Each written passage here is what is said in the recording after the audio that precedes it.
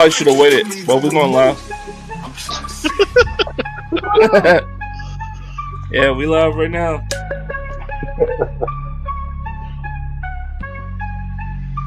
Where's my anime? What's going on? Just tell me what it is. What it do? What y'all thinking? What y'all thinking? What y'all thinking? Where's my anime?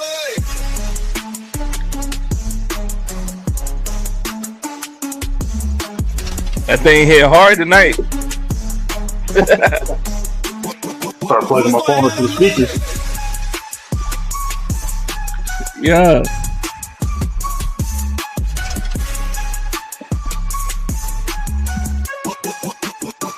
Where's my anime? What's going on? Just tell me what it is. What it do? Tell us what y'all thinking. Wow, we wait. I'll be right back. Oh, cheers right here. Wait, Wait on what?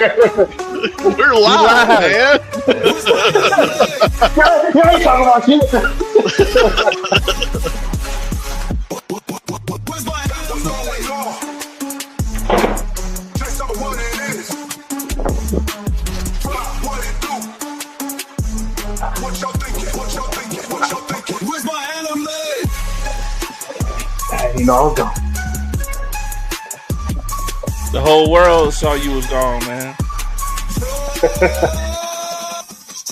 Y'all ready for this? Tell us what y'all thinking. What y'all thinking? What y'all thinking? What y'all thinking? What y'all thinking?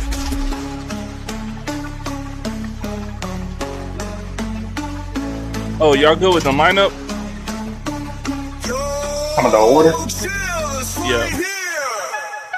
What's going on? Just tell me what it is. Where's my anime? What it do? You switch up as well. That's what What y'all thinking? What y'all thinking? Where's my anime? I'm hoping I can remember the characters' names that I want to talk about. Where's my anime? What's going on? Just tell me what it is. What it do? Tell us what y'all thinking.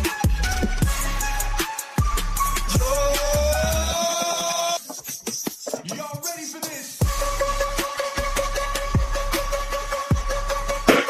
Tell us what y'all thinking. Those drops, man. Those drops gonna win, bro.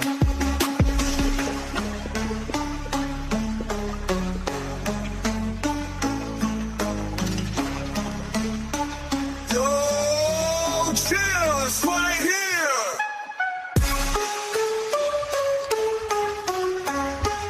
That what's going on. Just tell me what it is. What it do? Tell us what y'all thinking. Word. And we're back. Back with another episode of Where's My Anime? This is episode 42. What it do? I'm your boy Jay Sama. I'm here with Dap. And I'm here with Fry the manga guy. How y'all fellas doing tonight, man? What's going on? Another glorious day. I'd be lying if I said I wasn't tired. So you lying or you not tired? I would be lying if I said I wasn't tired. What about you, Fry, man? How you doing, man? Another glorious day. Another About it. glorious day. But it's nighttime. What y'all Yeah, the day's over. Oh, I'm sorry. It's the top of the morning. this dude says, but it's nighttime. And he always says top of the morning. Can't make this shit up, man. Terrible. What y'all boys been on this week, man? Y'all any announcements, seen anything outside of the normal programming we got? I haven't watched it yet, but coming this Tuesday, we got the Splinter Cell anime I was telling you guys about. Or cartoon, or I don't know what you clarify it as, anime, cartoon, whatever. But it's going to be on Netflix. Looks like it might be pretty cool. especially for any Splinter Cell fans out there. I don't know why that rung a bell for me, but man, I would love to see Metal Gear Solid anime. I think they have enough content to make a Dude, pretty that good would be anime. a weird ass anime. Like the games are weird anyways too. So They are. But I think it'd come off pretty good. I bet it would be fun. Like you could do a good story with it. Most definitely. Most definitely. Heck, a lot of these like video games and stuff. I bet like an Assassin's Creed could be a cool ass fucking anime. I think I probably appreciate there's a more lot of anime. games that could be really cool, honestly, as animes and stuff. Fallout 4, Skyrim. Skyrim? Those would be like epics. Like you would have to have several seasons of those. Hey, I'm here for it. Let's go. I'm here for it. But yeah. Just don't have shitty season enders. I'm here for it. Oh god. Like, Man, I watched the Fantastic Four movie over the weekend, man. I haven't watched it yet. Man, a lot, man. I mean, I enjoyed it, man. I mean, shit, you got Galactus and the Fantastic Four in there, man. Like it was dope. Ooh. They didn't do him as just a giant cloud this time, did they? Nah, I mean, they actually had Galactus in there, you know, ready to go in there, bro. Like he was actually putting it down. Am I glitching out a little bit? I think so. I think so. No. Did you pay your bill today? It's just me then. All right. Nah, man. Yeah, I did that yesterday.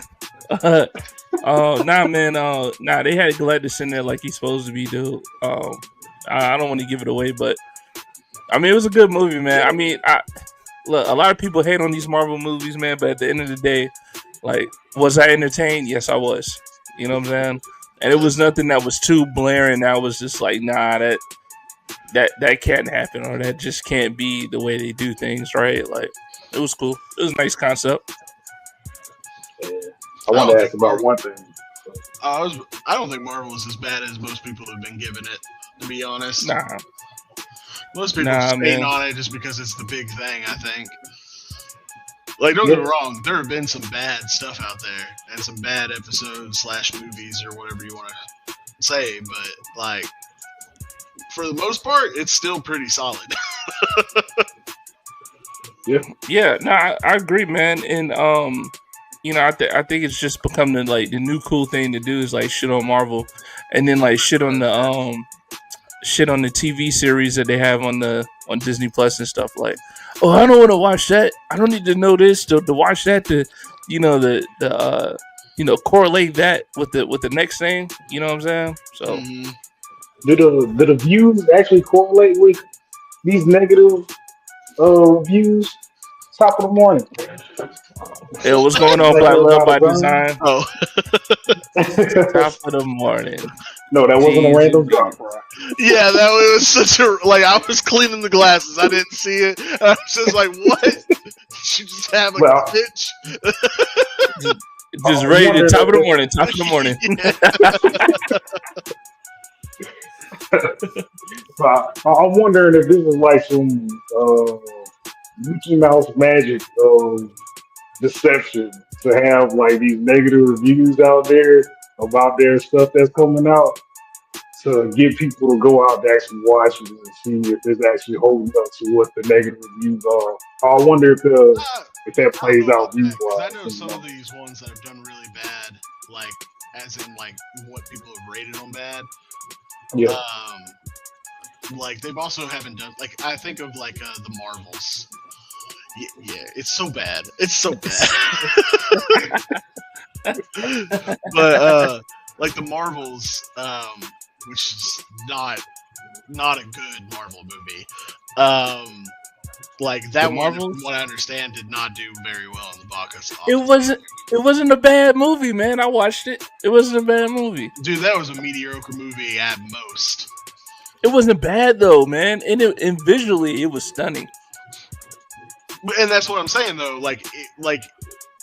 No, it wasn't a great movie, but it also me personally, I didn't like it. Like The Marvels was one of those movies I had to force myself through.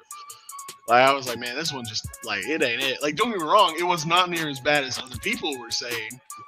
Yeah, but it was definitely not like a good one. Yeah. No, I get what you're saying.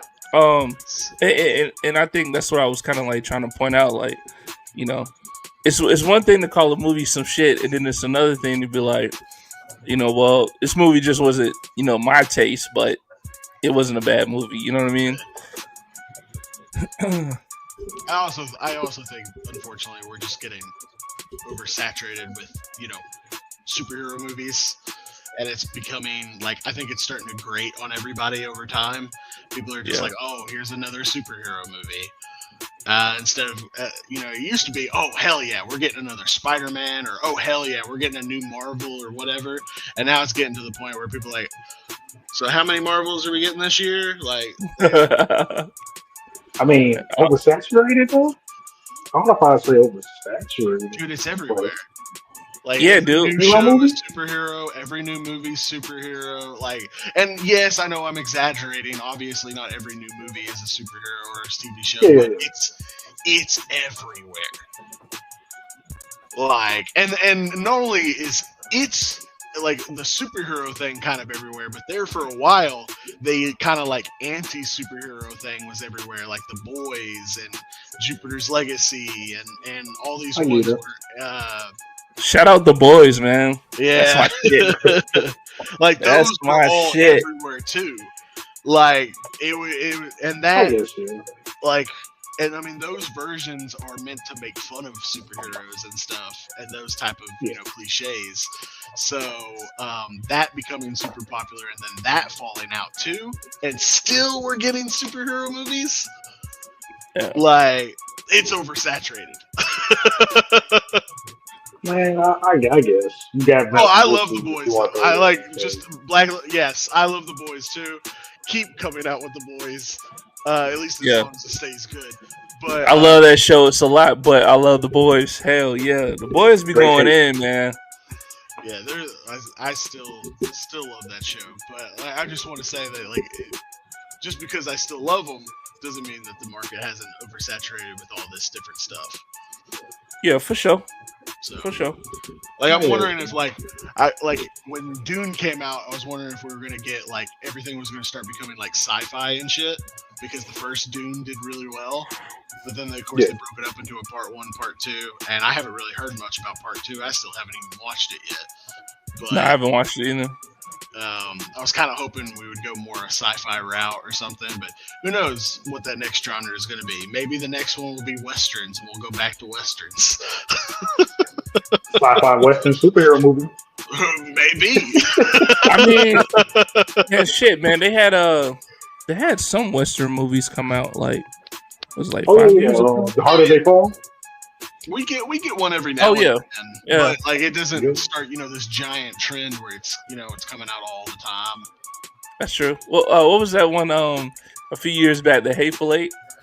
Or the the Hateful Eight? I don't think I watched that one. That was a Quentin Tarantino movie with Samuel Jackson. And then it was another movie yeah. It was a movie with not Samuel Jackson, but Denzel Washington in it too. It's the seven something. I don't know. I can't remember. But that was kind of a Western movie that came out a few years back. I don't remember that one. Yeah, but anyway, guys, y'all ready to get into some anime tonight? All right.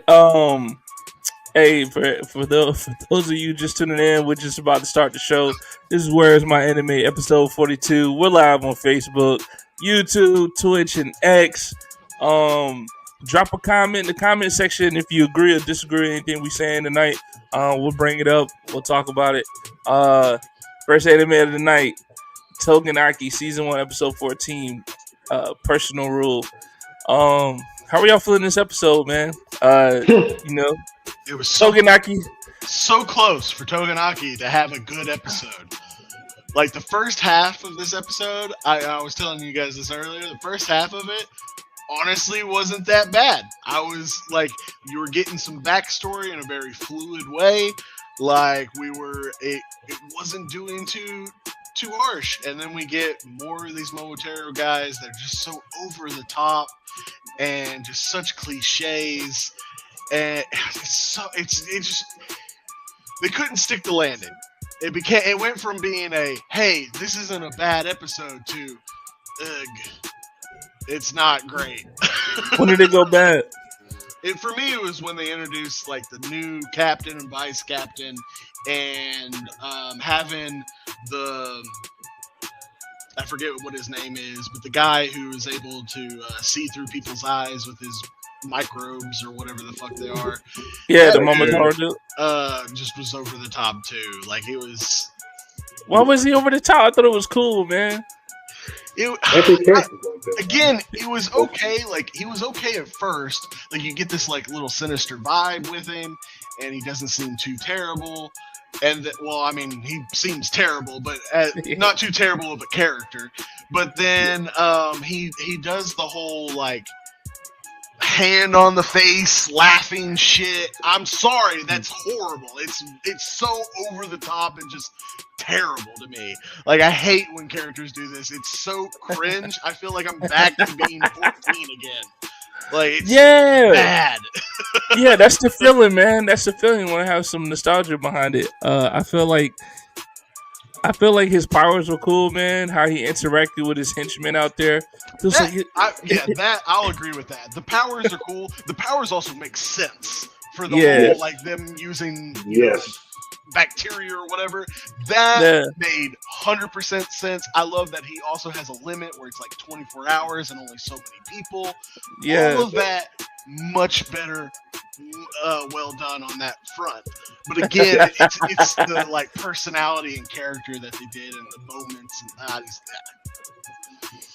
I like it, man, because it also seemed like it was just a little bit of a front because even when he was interrogating Jen in there, he as soon as he left, he was just like, oh, if Shiki's in town and then their mentor guy or their teacher's in town, he was just like, oh, that's gonna be a handful to deal with. And like you saw him like talking like clear headed, and then he was got on the call with the other Momotaro dude, like, yo, we gotta meet up. So like I feel like that's just his boss front mystique or whatever. But he's actually about the business. In a room by himself. Like there's that moment where he's by himself after he sent all the henchmen to go look for the dude, and he has his like hand on the face. Yeah, he's a little cynical. And shit. And I'm like, he's a little cynical, man. That's not cynical. That's just trying to play the psycho. Like it's. Hey, everybody loves the Joker. he was pretty hot, man. Sure. He said he hit the jackpot. Like I don't know. Like I said, they were doing, to me, this is a much better episode comparative to really 13 other ones. Oh my god, 13. It still wasn't like anything where I was like, okay, maybe I was wrong. Like it's definitely not that yet. What about you, Dat, man? How'd you feel about it? Yeah, man. Chris hit like most of the major points. I do feel the same way. They do got to get away from having. They need to add more characteristics and personality to these Momotaros.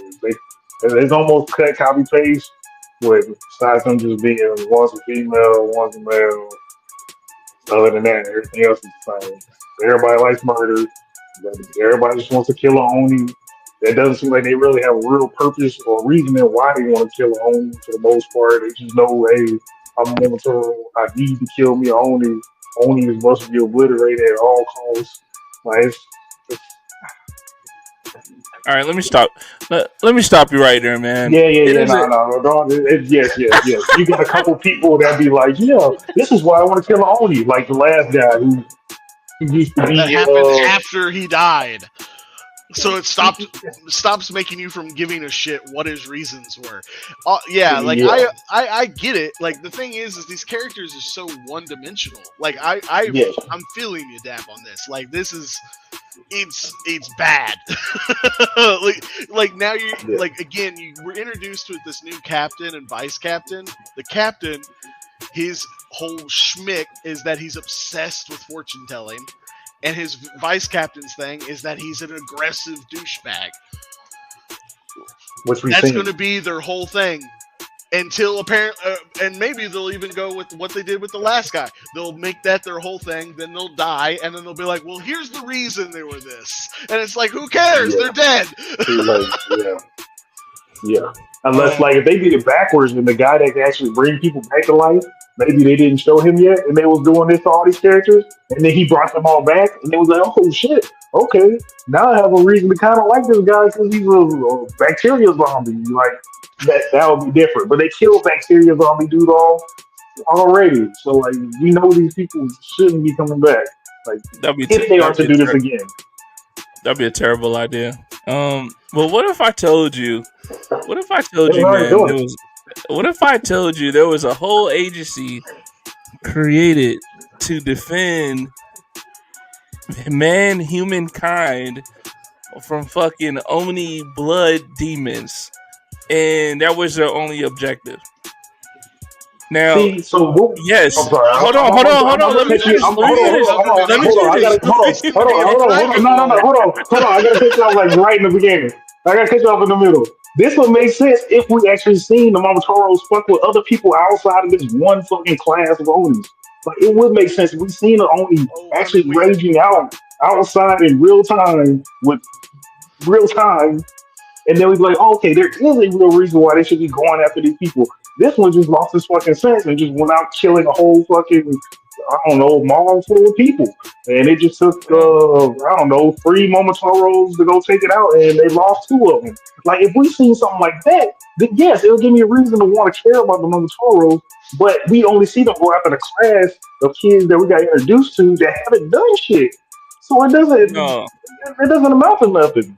No, your reasoning is off because it's not about what they've done; it's about what they could possibly do, and that's why they have to exterminate all of them. And that's their thinking, and that's their objective. And so, when you're talking about them just targeting the students, they're just not targeting the students. We saw what happened in Koto, whatever the place was called. That they were just collateral damage of what was going on. Like they weren't actually targeted. Now they're being targeted because they have a person of interest because of Shiki, with the whole bloodline thing, stemming from the most powerful Oni, or not most powerful, but one of the legendary Oni, or whatever you want to call it. So it's like, yeah, they have a reason to exterminate him now. Just like they, to them, also already have reasons to exterminate all Onis. I mean, the cause and effects is there, man. Like, can't deny it. Now, when it comes to personality, when it comes to these characters having different personalities, can they do a better job? Yes. But this isn't anything that we haven't seen before in these animes. Like, well, why do you want to attack them? Well, because I think they should die. Well, why are you got to defend against them? Because they're trying to kill me. I mean, we've seen this before. Let's not say this is some new shit, right?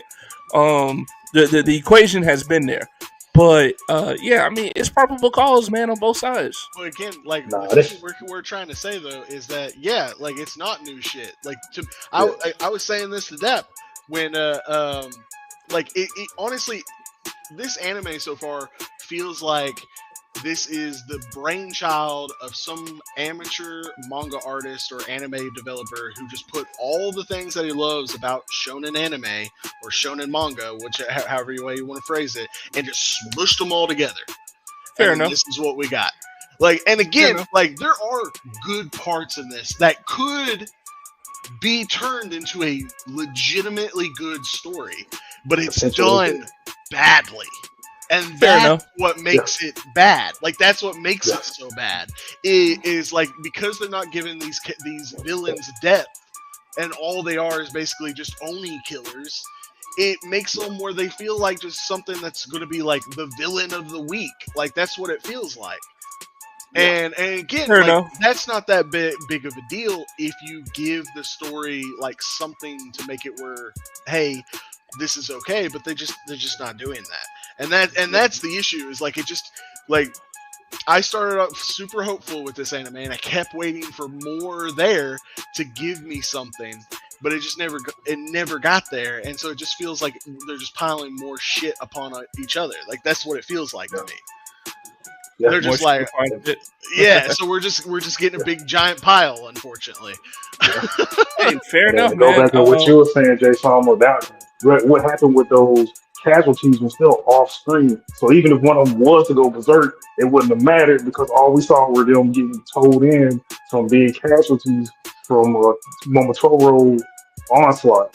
So it's still missing that component.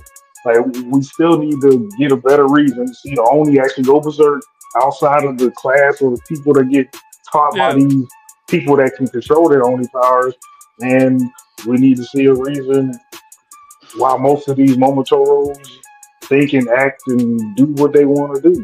And Right?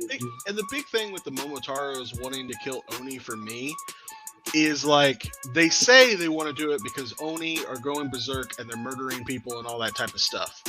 But the vibes they get off when they're talking about killing Oni is that they get pleasure from it. yeah, Like they talk Yeah. about how, oh, this is, like this is the thing, like this is what like the zombie guy made sense, like for why he hated Oni so much once you learned his yeah, backstory. But all these other ones are just especially these new ones just seem like craze and just enjoy pain and killing. That makes you yeah. one, it makes them immediate enemies. Like it makes them the bad guys with no hint that they could potentially be good guys Correct. because they get pleasure from it. But it's I don't know. Like I said, there are like gold nuggets in here that could have turned this into a good story, but they're just not doing it well. Yeah, and I also think that that's what the writers are trying to do anyway. I don't think they're trying to portray the Momotaro as a good agency doing the will of good, and they don't come off that way either. But I was sitting here thinking, man, I was like, you know what, like not every anime can really illustrate with backstory the way Bleach did with the Soul Reapers and the Quincy's. Like, That took like, years later, bro. like Come on, man. That Calm like down. and took so Calm down. long to even I was just thinking, like, man, like you guys are so right. Like other animes do it way better, and Bleach just popped in my mind. But I will say this though, man, for season 1 of Toganaki, I feel like really reminds me of how I felt as an adult watching season 1 of Naruto. Like very what's the word I'm looking for? Um, Obnoxious? cliche. Not just very cliche and kid friendly. Yeah. And this is how the season's going. It gave me the same feels, man. Yeah. I'm a little less annoyed at the characters of Toganaki than I was at Naruto, but yeah. I guess, man. I guess. What you mean? I mean, I mean, you I watched. don't I mean, see. to be fair, you watched Naruto as a when you was a child, right? I've rewatched Naruto. I've watched it back then and now. Yeah, I rewatched it. As an adult. Yeah, but that shit I hits don't. different. Yeah, most definitely, most definitely. Like once you get past the nostalgia points that you remember watching as a kid, and like everything's new, I'm like, oh, okay, now this is completely me as an adult watching the rest of Naruto. Like, let me see where the rest of the story goes and You also have to how. go with the whole, like, again, the big three was back during, the time when anime was just now getting popular. Like, the big three walked so that Toganaki could run, and Toganaki instead fell on his face. Nah, Okay, Like, that came out the womb. they got to see, like, don't get me wrong, Naruto, yeah, it has its issues, 100%. Like, I love yeah, Naruto, and even I can say that. But, like, I still would put it like miles above Togenaki. And listen, Togenaki is a freebie, bro. Togenaki is I'm a not. freebie. I'm not trying to. I'm not trying to compare the two. All I'm saying is that watching this season 1 unfold right now, it gave me some of the same emotions and feelings of when I watched Naruto season 1. And I watched Naruto for the first time as an adult in my 30s. You know what I'm saying? So, watching that didn't do as much for me as you guys watching it when you were younger. That's all I'm saying. And I feel like Togenaki has the same issue. I don't know if I say the same issue though. Like, that's probably I like, mean, the I'm thing not. about I'm not. Togenaki is. I'm not saying. The thing about, I'm not saying the only issue. Like, I'm not saying like that's the same issue. Period. I'm just saying that's one of the issues with the show. I guess because another thing for Togenaki, like it's like heavy red team, blue team. Well, like there's nothing else other than red team, blue team. Like I wish there was like either another faction or like something else. Maybe later on in the Yeah. progression of the story that was to happen. But if I was to give a fuck by then, especially if I was outside this podcast, I wouldn't have cared even if I saw some thumbnail or some other short video saying like, "Hey, look at these new people that's on Togenaki that's going to get some Momotaro and Naomis that join forces later on or some bullshit." Like I wouldn't care. Like I've already seen enough to where the story just was so crappily put together and so bland at introducing characters that it doesn't matter. Like how many times do I have to keep watching this shit for everyone to say Blood Eclipse release? Like the whole time the dude was sitting in the back of the car after he got basically kidnapped, I was like, he can't even try to get out if he wanted to. Because as soon as he says blood, everyone will knock him out because apparently they can't nobody do anything without talking to activate it. Come on, bro. That's anime. Like, That's anime in general. Come on, man. no, it's not anime in general. That is not anime in general. It is a heavy thing in anime, but Wait. Are you sitting here trying to say that people or characters in anime don't talk before they do one of their moves, man? Like, come on, man. The thing is, though, they say that like it's just like it doesn't matter what they're doing with their blood. Like they just say it's season that. 1, not like, bro. It's not like it's Kamehameha Wave. It's not like it's Solar Flare. It's not like it's Gunzo pistol or something. I'm pretty sure I saw the teacher use his ability without having to say it.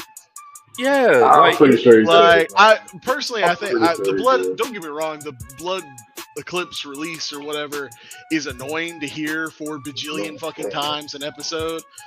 But I will say I think that's more of just the anime character like isn't always like actually saying it. I think it's more of just he used his ability, so they do the thing to show it. It's like I said, I'm just saying that it seems more of a this is just them saying their moves while they do the move thing. Yeah, we saw the teacher use their blood. I will say this, man, before we switch the subjects, man. I think the funniest part about this episode was when the human, one of the goons for the Momotaro, when he was up there in the hospital room, he was like, "If I stab this girl one time, I'm going to jail." I was like, that was funny, man. Giving that perspective of somebody doing something they didn't want to do or being blackmailed to do it. Dude, that I thought it was funny just when the guy was like, "Oh yeah, if you don't want to do this, then I'll just tell you banged, your boss's girl or whatever." They talk for 47 minutes before they even move. That's definitely old school right there.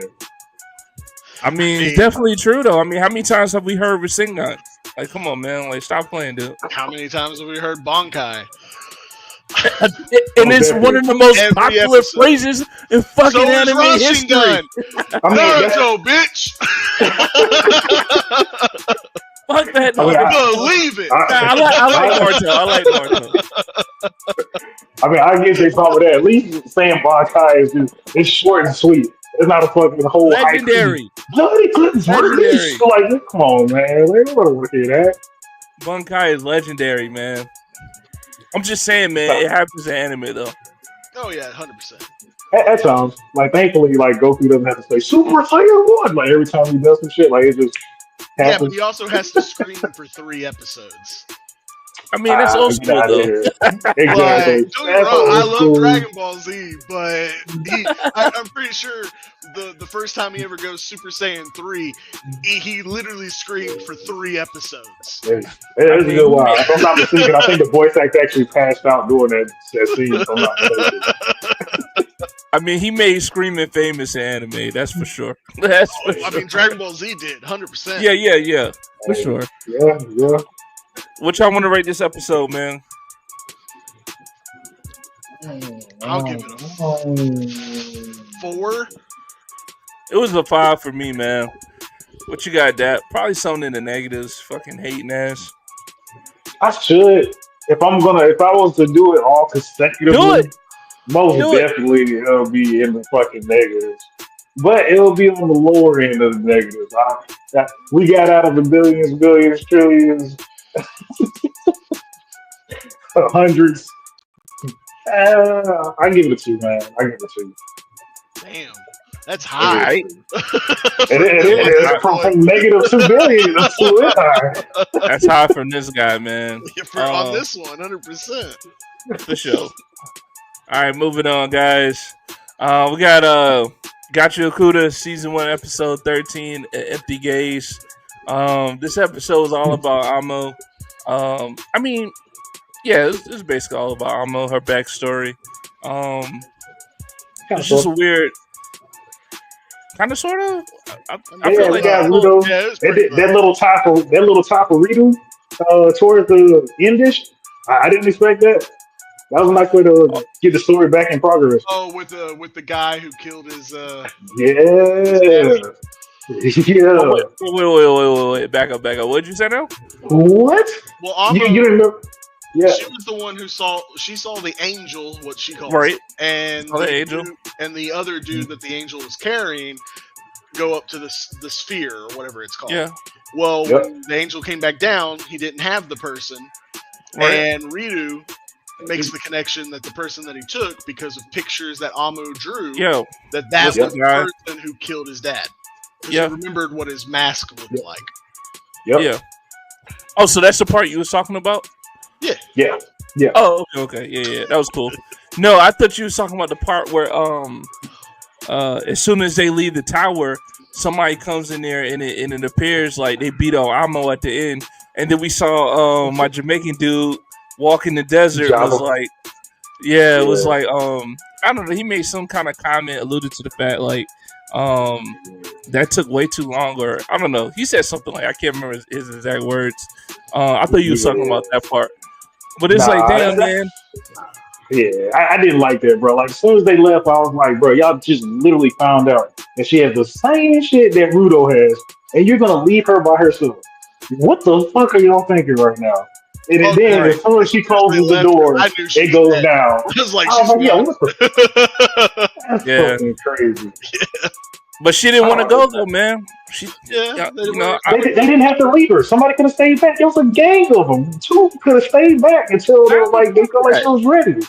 No, I'm going back anyway. Do you want to stay with the crazy ass chick? No. They already got it straightened out. What was the problem? She's crazy. She's crazy, dude. In 10 minutes, she got her just used her powers again. All they need to do is keep on doing with the spinny, ropey shit. Keep him, and I don't even know who they'll keep as the second guy. Maybe it's one of the what's the cleaner? Is it the cleaner, right? The ones that don't have powers. The ones that don't have powers. Whatever one that doesn't have power. That's all I need. Just 2. Yeah, they're all cleaners. Yeah, support group. But as I said, I personally, I got why nobody wanted to stay. Like, I think they were all just like, man, I want to get the fuck away from this girl. Yeah, and this wasn't a protection mission either, man. Like, they weren't specifically looking for her to protect her. You know what I'm saying? Like, they got shit to do, bro. They got to go clean the trash. Yeah, but they also, I'm pretty sure they would like to not have this powerful item be put into the wrong hands because she is by herself. Granted, Well, I will give you that. Maybe she was already by herself, so maybe they figured that she would be fine still by herself. she been in that tower for If you some want to put it years, like that, I get it. but I feel like I don't think they look at her boots as being like a super powerful item. I think they see her as a gifter, right, on a high level. But I don't think they look at her vital instrument as something that needs to be safeguarded or something that needs to be kept with them. You know what I mean? Exactly. Of And I course, think us that as the, like by the time the episode ended, more like they were seeing her as like a victim that honestly they Yeah, yeah, try to help her, yeah, but also at the same time they weren't going to force her because of right, the yeah, things that she went through. yeah, Um, and like yeah, I mean for God's sake, as long as you wear a mask, like you're immune to her powers. yeah. yeah, It would have been good. Like so, I mean, like I get kind of like why nobody stayed. It was one of those things where, as far as they understood, she was safe out there. She had been there for years. They didn't know anybody was coming after her or anything right. like that. And in fact, I mean, for God's sake, she saw the angel or whatever, and the only people who seemed to give a shit were them. Like they were the only ones who seemed to care. So, So like, I get it. let me, It Ah. wasn't that big of a deal for them leaving, in my I mean, opinion.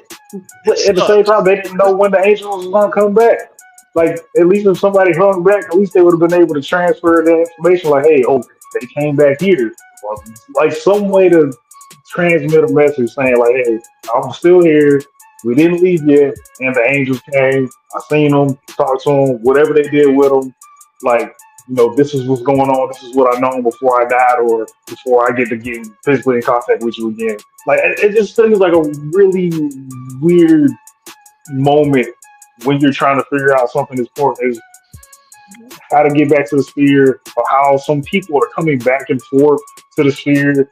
They had that same question too. They're like, "Hey, are these wings vital treasures, or is it something else? What's going on?" Like, I mean, I also kind of want to say that the only one who really gives a shit about going to the sphere, though, is Ridu, or whatever his stupid name is.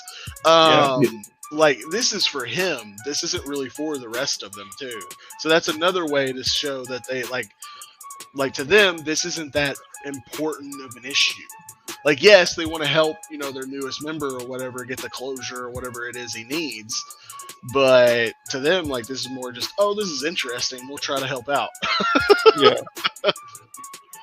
I guess, I guess. Like, yeah. don't get me Hey, wrong. Like, with hindsight and understanding, what happens to whatever her name was, the crazy chick, Amo. Yeah, Amo. Thank you. yeah. Like, with hindsight and understanding what happened to her, yes, it makes more sense. They should have left at least one person behind to protect her and all this. But again, that's hindsight. That's knowing, somebody's going to attack her and all this other stuff. Like, as far as they knew, nobody was after her.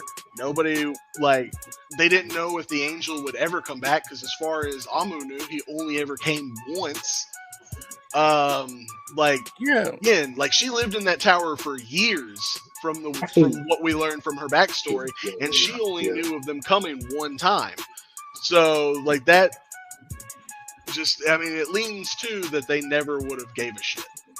So, yeah, I and mean, also but they said they they coming invited, back to. but they invited her to the squad though, man. Like, damn, what They else did. did you want them to do, bro? yeah. I mean, legitimately, like honestly, like legitimately, before she closed that door, before you see the cutscene before you hear the cutscene with Java coming in, I was already my spider senses were already tingling. I was like, "Yo, Oh, what the 100%. fuck is going on?" Oh yeah, Like, it just didn't the make moment sense to those me. doors are closing and like the way it was ending, I was like, oh, she's dead or she's gone or whatever. I was like, she's not coming back. Like, it just didn't make sense to me. So like, it's like it's just too much that you learned from that to just leave that there. Like you really heard about somebody being able to take somebody else's vital treasure, do something to it, and give it to somebody else, and now they can use it. Like that's so much information that they got that they never heard uh, before that that it I kind don't of just think blew off. I don't think that's what they were saying. What you mean? To me, it seems more like the dude who uses the wings, if that's a vital treasure. We don't know if it is. It seems like it is, but we don't know for sure. Yeah. But it doesn't seem like he made it where she could use it. It was more he could tell she would be able to use it better than the other guy. Right. That's what it felt like to me. It had nothing about him making it where she could. It was more about these fit her more than they fit the other guy. So you think it's the way you think that's how the series is already set up? It's set up to not have an actual owner. I feel like he didn't do whoever nothing for it. Angel dude is, I'm betting he understands vital treasures significantly more than anybody else around. Yeah, but also like vital treasures seem to be something that like some people seem to be basically guessing on how they work. Yeah. So we've also seen it passed down with the paintbrush chick. You know what I'm saying? So I mean, we've seen it passed down before. And I think in Amo's situation, like what Fry said, like, you know, the angel guy just knew or had an idea that she'll be able to use it better, and also too that probably enhance her ability to use the boots because, you know, somebody had you know, that direction in her saying that she could use them. You know what I mean? Because the guy was so like, this is my stuff. No, you can't have it. And for her to hear that from somebody else, especially the guy with the wings, like, you know, that probably, you know, drove her to be able to use it. I get it. But they invited her to the squad, man. I mean, shit, did you just want them to go back in there, like, you know, put on the big cleaner's back and fucking take her back to camp? Like, what did you want? I ain't say they had to. I ain't saying they had to snatch her up. Like I understood what they were saying. Like she said, "Hey, give me some time and I'll come out there." Totally understood all that, but I just felt like at one of those times where they just got all this information, and this person could help them get more information or help them connect pieces. That hey, just to make sure things go through successfully, we'll just chill back. I mean, hey, what hurts when you don't know what kind of intel you're gonna get, especially after the bombshell info that they got. Like, what does it hurt to not be with this person to see how much more you can get, especially to probably even encounter what she encountered. So your thing is, instead of letting her have a choice, you're going to force protection upon her. Yeah. And basically, and make it where, you know, she doesn't get to choose whether or not she gets to be her own person and join up. Basically, I didn't say nothing about manhandling her. I was just saying, like, you didn't say anything about manhandling. You said that you were like, hey, they should have left somebody there, invading her home, and being with her when she doesn't want them there. Yeah. So you see. Did she kick them out? She didn't kick them out. They left. Yeah. So what do you mean they're invading? And she invited them over there. It's not like they invaded the place either. Bro, they said, where you at? Where are we at? This is after all that. They're leaving, and then you're saying, "Hey, we're gonna leave somebody here." Not again. Like, at this point, she's already made the decision that, oh, I might come. You guys are leaving. I might come and join you. Because she doesn't give a hard yes or no. She just wants to work on herself or something like that, if I remember right. That's what she said. And then, so you're saying, then at that point, since she's not willing to come with them, that they should have forced protection upon her. Yeah, 360 perimeter. That's what you're saying. What? Y'all twisting. Y'all playing. She didn't want to go with the squad. They left. I think it was even a conversation about somebody coming back to see her, like visiting or something like that. And that's what the relationship was with the cleaners, bro. But you're saying that they should have turned around and said, you know what, fuck that. Hey, you set up 360 perimeter, and we're gonna defend this tower. That's what you're saying. No, that's not what I'm saying. Y'all are saying that. You put words in my mind. Nobody said 360 perimeter. They could have. They already know that she doesn't have company like that. So her already having company when she wants company, she wants people to come to her and not just come to her asking about info about the wasteland. That was at the beginning of this. by the end of this, everything had changed with what she wanted, what Yeah. she understood, and was obviously Yeah. she was coming to terms with that. So by you going, hey, that like we're gonna leave somebody here with you, that's essentially like at this point she's already said she's wanting to figure her stuff out before she goes. So by you Right. saying that they should have left somebody with them, you're saying they should have forced protection on her, because at that Yep. point she didn't want them there, or at least she didn't need them there, with the whole like her obsession with having people and all that type of stuff. Like at that point she was over it and was trying to come to terms with who her issues and stuff were. Yeah, she just wanted to be. Put it like this: like she already poured out everything that happened to her. That finally started coming to realization, right? So she is in a dark place, right? Mm-hmm. What she perceived as love and all this other stuff was not that. This was forced on her. This is just the way she coped with the situation. What are the chances that she won't try to go off herself? These people don't want her to. These people not learning that don't want her to do that. You go hang out with her. Hey, I'm an extra ear for you to talk to. Come I'm on, also man. somebody with a clear mind.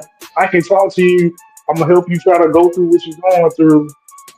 I got a shoulder for you to cry on, whatever. He changing what he's saying now. I'm not changing what I'm saying.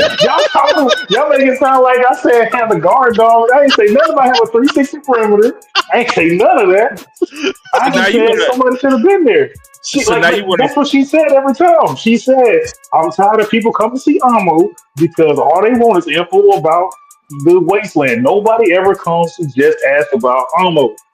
This is literally that time. They had a little bit of that moment, but it was also at the same time where, like I said, she was gathering all her thoughts and experiences, and now they're coming to fruition to what they actually were. They're not just these made up coping mechanisms that she was using through all these years. Like she's now understanding what was going on, and it wasn't I, to her liking. So she so should have now, somebody to talk to. so now you want to force a counselor to be at her side in the tower. That's basically what you're saying is they should have offered her counsel to be at her side in the fucking tower when she said she didn't want to go and be with the squad. That's what you're saying. Wait, say that one more time. For You're people saying that that you're saying that you wanted the cleaners to provide her a counselor to be at the tower with her when she denied the fact that she didn't want to go with them when they left. That's she what you're didn't saying. deny. She didn't deny. No, they asked her to She come just with said them. She she was just like, said, "Let nah. me go get some stuff straightened out, and I'll come there." Meaning, I'm not going right now. You guys are leaving right now. That's cool. Yeah. Y'all go out and do that. I'm gonna stay here and I'm gonna get my stuff together. What the fuck, man? Let her be, dude. Fine. Damn. Golly. Golly. I'm God, not making a decision. golly. Nobody is forcing her to do nothing. If she, You are. at no point did I say, hey, if she changes her mind, have bro put that shit on silent, have bro put his water hose on silence and fucking cap her out and carry her ass out. At no point did I ever say that. At I no didn't point say. did I say if she changed her mind that they need to take her back by force. I never said anything by force or force her to do anything. I just Yeah, feel but like that they knew that she had something important. She had something that they never seen before outside of the paintbrush chick and Rudo shit connections to some interesting shit that's going on in their life that they just got introduced to. And she's another one. Why and now let you this opportunity And that's go? 100% okay, but again, you keep saying that they should have left somebody there and stuff, and that's the ignoring force. her That's choice, the force. her or whatever word, like her autonomy. Like you're saying, like they should have, been like, hey, well, Yeah. you're important now, so now we're gonna have to, protect you or do whatever. Like again, like you have to give her the choice, and her choice was to stay there and to figure her shit out while they left. Apparently, with that, she don't have fucking a choice. Ain't nobody took away those choices. If that's the case, then why the fuck did they patch her up? She didn't have consent. They didn't give her. She didn't give them consent to patch her up. Well, what are we talking about right now? Nah, you're trying to force somebody to be in her presence, man. That's all we're trying to get you to understand. She doesn't want it. She said, "I'll come hang out with you guys later." She don't want it, Dad. Leave her alone. Leave her alone. Almost dead. Hire. Leave her alone, dog. Author decision. If author decision prohibits, if almost not dead, if almost dead, I don't want to hear y'all crying about that shit, dog. I don't want to hear y'all talking about some damn. I wish somebody would have stayed. She would have got souffle. I think that raises Fry's blood pressure higher than mine. Oh man, right now this is us raising his. I mean, y'all keep saying the same thing like I didn't address it already. It's no addressing, man. I'm done with it, man. I'm done. I'm done, dude. Thank you. Hey, no means no. I'm just telling you. No means no. No doesn't mean, oh yeah, let me just stay here and protect you. It means, yo, I'll holler at you later, man. And that's all we're trying to get you to say. That is kind of protocol, though. If somebody isn't safe and they know they're not safe and they trying to keep you safe by telling you no, go away. When you know they going. These are people. Again, this is a post-apocalyptic world. Hey, I know I'm talking real world. I'm talking real world. I was talking real world on that one. Yeah, we're talking about. Sometimes you gotta use your context clues, man. But we're talking this world. Yeah, we talking about. And there's still context clues. There's still context clues. What context clues, man? Bro, she just came to a realization that she was getting essayed this whole time talking about something is love. Bro, what do you mean? That happened a lot of years ago, man. What does it matter? Trauma PTSD doesn't matter how long it takes or when it took. I know, but she's she's grown now. She said she's gonna handle it herself. What are you talking about? Bro, nobody grows in 3 minutes, bro. But again, she already had the realization you're talking about years ago with the angel. Yeah. Or, well, again, we don't know how long ago it was. Actually, I don't think it was. It said about a month or something like that. Yeah. Because it said like around, it was a month. Because it was, But again, like, this is, again, her decision. Like, it's obvious that this group's big thing is your choice. Like, the cleaners is all about that. And yet you're saying that they should have just been like, okay, well, no, fuck we that. think you need this, so... So y'all have nothing else to talk about in this anime. Y'all have nothing else to talk about in this show.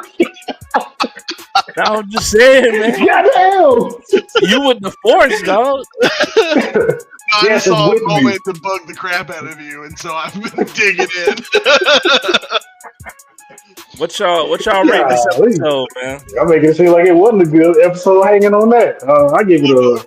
It was a good episode. I liked it. Yeah, 7.5? I think I'm going to go 8. I think it's an 8 for me. I'm going to give it a 6, man. It was all right. I mean, I got to appreciate the fact that it went dark. I didn't expect this anime to go dark like that. Like, me. I do commend it for that. So. You commend it for going dark? Yeah, it's not like it was crazy, but like, yeah, the anime is willing to go that direction to build up a good story. Yeah, it worked. It gives the world a little bit more. I mean, like I don't want to say dirty feel to it because, of course, there's garbage everywhere. But it makes it a little darker. Puts a little more, just kind of like makes the world a little more fucked up than just people are got powers and shit like it. Like it's real world situations going on. Yeah, it gives a little more realism to it. There we go. Yeah, there's a better word for it. And it's like I said, I thought the episode was pretty good. Like it's dark. Like it's and as Dap said, I I didn't see that coming. Like I was not expecting it to go Yeah, that dark that quick. yeah. And something so innocent as, what's that, mom? Oh, that's a Yeah. toe. Yeah, I remember going, "Oh, this is weird," and then I went, "Oh." Yeah. 'Cause even I didn't think it was gonna like. I thought it was gonna be like the dude that she brought him to. I thought that was gonna be the dude that was watching the TV, and then he took her as like an apprentice or something of the such. Because maybe she was what's the word I was looking for? She was compatible with the boots. I thought it was gonna go like some route like that, but for it to just be she got sold off, and the dude that she got sold off to just happened to have the fucking boots. Which that was a funny moment to me too, though, man. When when the angel guys popped up and dude came up and started He sliding with slid the on him. boots. That motherfucker Yeah, looked slid like on his ass. looking like he was about to have a badass moment, and bro just hit him with a regular fucking left hook. He was out. Yeah, he rocked his shit, man. I think, Man, I think it hit him so hard, bro. That's why he was so fucking mad when he came to and he seen her holding those boots. yeah, He probably they thought, snuck me. damn. They snuck me and slid my shoes. What the fuck? Yeah, that motherfucker was hot, boy. He was hot when he came to, but before we move on though, man, who do y'all think is Rudu's dad? Like, I still got that going on in my mind as I'm watching, man. Y'all think the angel dude is Rudu's dad? I can see that. Watch. Or It could is be it, old dude watching the TV. Unfortunately, there's still too many options at this point. Yeah, how many options we got? We got you two. got the You got you got Angel Rudo. Guy and you got the creepy dude who watches the broken TV. Those Or are the my third two. one. There's the third You, one. you talking You about do got the who you got? I think you talking about the captain for the Raiders or the Raiders leader. Yeah, Yeah, him. yeah. The one who's Okay. watching the broken TV. Okay, Yeah. yeah. I just want to make sure we was on the same page. So you got him, and then you got the angel guy, and then you got the guy who was being carried by the angel guy. Yeah. Oh no, I mean that's kind of like a two story. But then you got the third one. You got How's that a the two head person? honcho. It's two people. It's a two story. Anyways, Because honestly, I thought they merged together when they did the wig thing. I thought they did merge together until like they showed it from a different angle and they carried them off. I was like, oh, what? okay. But who was your third then, Dap? The head honcho of the cleaners. Oh no. No, that's not his. No, the moment he introduced, I was like, oh, never mind on that one. Damn, y'all racist. That's not his daddy, man. I knew he was gonna say some crazy shit like that. I mean, it could be Andrew. It's only three options. Far who you got? Could be engine. I don't have three options. My only two are again the angel dude or the leader of the Raiders. Wait, Hey, does give he? me a moment. I'll be right Does back. he know what his dad looked like? No. Well, maybe. Because his stepdaddy or whatever adopted him when he was young, but he wasn't like young enough to not remember his pops or anything. Okay, that's cool. So Well, shit, man. Let's go ahead and move on to the next anime. I guess no. All right, man. We got Free Ren, Beyond Journey's End, Season 1, Episode 5, Phantoms of the Dead, Episode 6, The Hero of the Village. Yeah, I think I kind of jumped the gun last week because I had watched Phantoms of the Dead, not realizing that it wasn't, part of Episode 4. Yeah, man. I mean, episode was cool, man. We got the we got to see damn, man, what's his name? Is it Hillman or I just call him the dwarf. the dwarf? No. I mean, in the Phantoms of the Dead, we got to see the guy that was Fern's Himmel. like Himmel. Yeah, we got Yeah, to see. Himmel. Yeah. Yeah, we got to see Himmel, man, and then we also got to see the blue hair guy for Freeman. That's him. Now who's the other Blue hair. guy? Who's the priest? The priest. Oh, I just call him the corrupted I don't priest. ever remember his name. Yeah, Yeah, Dirty that's- Priest. Yeah, we got to see those two guys come back as phantoms, and then they kind of defeated that and got out of the forest. Whoop de doo. And then the hero of the village. Shit, man. I think I got ahead of this again. Did they see the dragon? Did they see the dragon in episode 5? Or was that more episode 6? spoilers, bro? Stop! You spoiling stuff, man. Episode 5. They them going through the mountain pass is essentially like the first half of the episode. The second half, they run into the dragon. You have the moment where they run away from the dragon, and then they end up in the village, which is of course where episode 6 starts. And you get to meet the apprentice of the dwarf. Or I forget what his fucking name is. He's pretty cool, man. It was simple too. It was simple as name. Starts with like an S or something. But anyways, yeah, start. Yep, that's what it is. Anyway. But yeah, so you get to have you deal with him. Of course, you find out the dude's a coward. That the first time he tried to fight a dragon, he basically just stood there and was frozen. Personally, I love that. I love that, like, from the old woman and the kids' side, they see this heroic guy who stared down a dragon. And then you see his version of it, and he's trembling, and it's basically just got sweat coming down his face while he's looking at this giant-ass dragon that just decides to walk away. Like, I loved that whole moment. It's a great part. Super cute, man. Man, Jay don't know good anime. What, man? You finally see what I'm dealing with. You finally see what I gotta deal with. I said it was super cute, man. Like, Listen, what's the next anime after this? Let me say it for the other animes. It was super cute, man. That's all I got to say. It was super cute.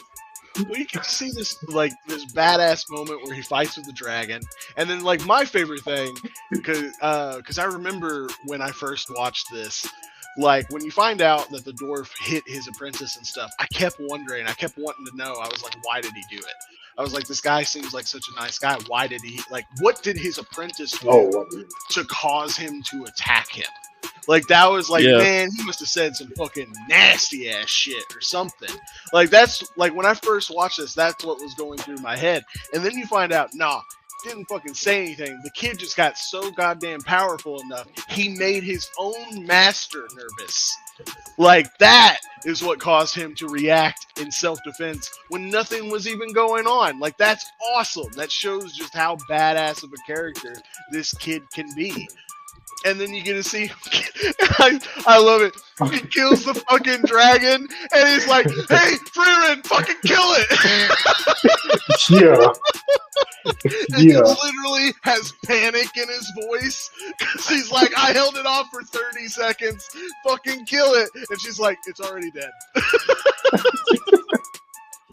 Like, it's a great, amusing. Like, it was amusing, man. I loved these 2 episodes. The only part I question about that is like, why did the dragon disintegrate?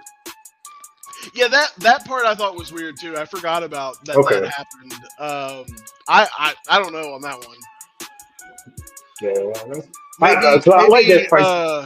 maybe like magical monsters like dragons. Like when they die, maybe the mana that makes them causes them to disappear or something. I don't fucking know. I'm just giving you guesstimations at this point. There, I mean, it's honest. It's your second time watching it. Like, you still got a question or two. So, sadly, it is one of those slight knocks because I did like the fight scene between Stark and the Red Solar Dragon. I did like it. The only thing I didn't like about it though was they did so much for the choreographics of it that when they started showing the background of it, the background was just so plain. So plain. I don't know if I really noticed on that. Yeah, go back and look like they did the.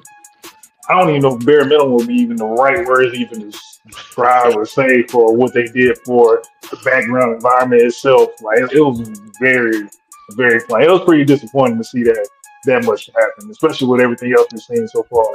Like they very much half-assed that moment, which did suck to me. Yeah, Hmm. it sucked. I didn't But even I notice. did I enjoy was paying everything else. attention to the fight.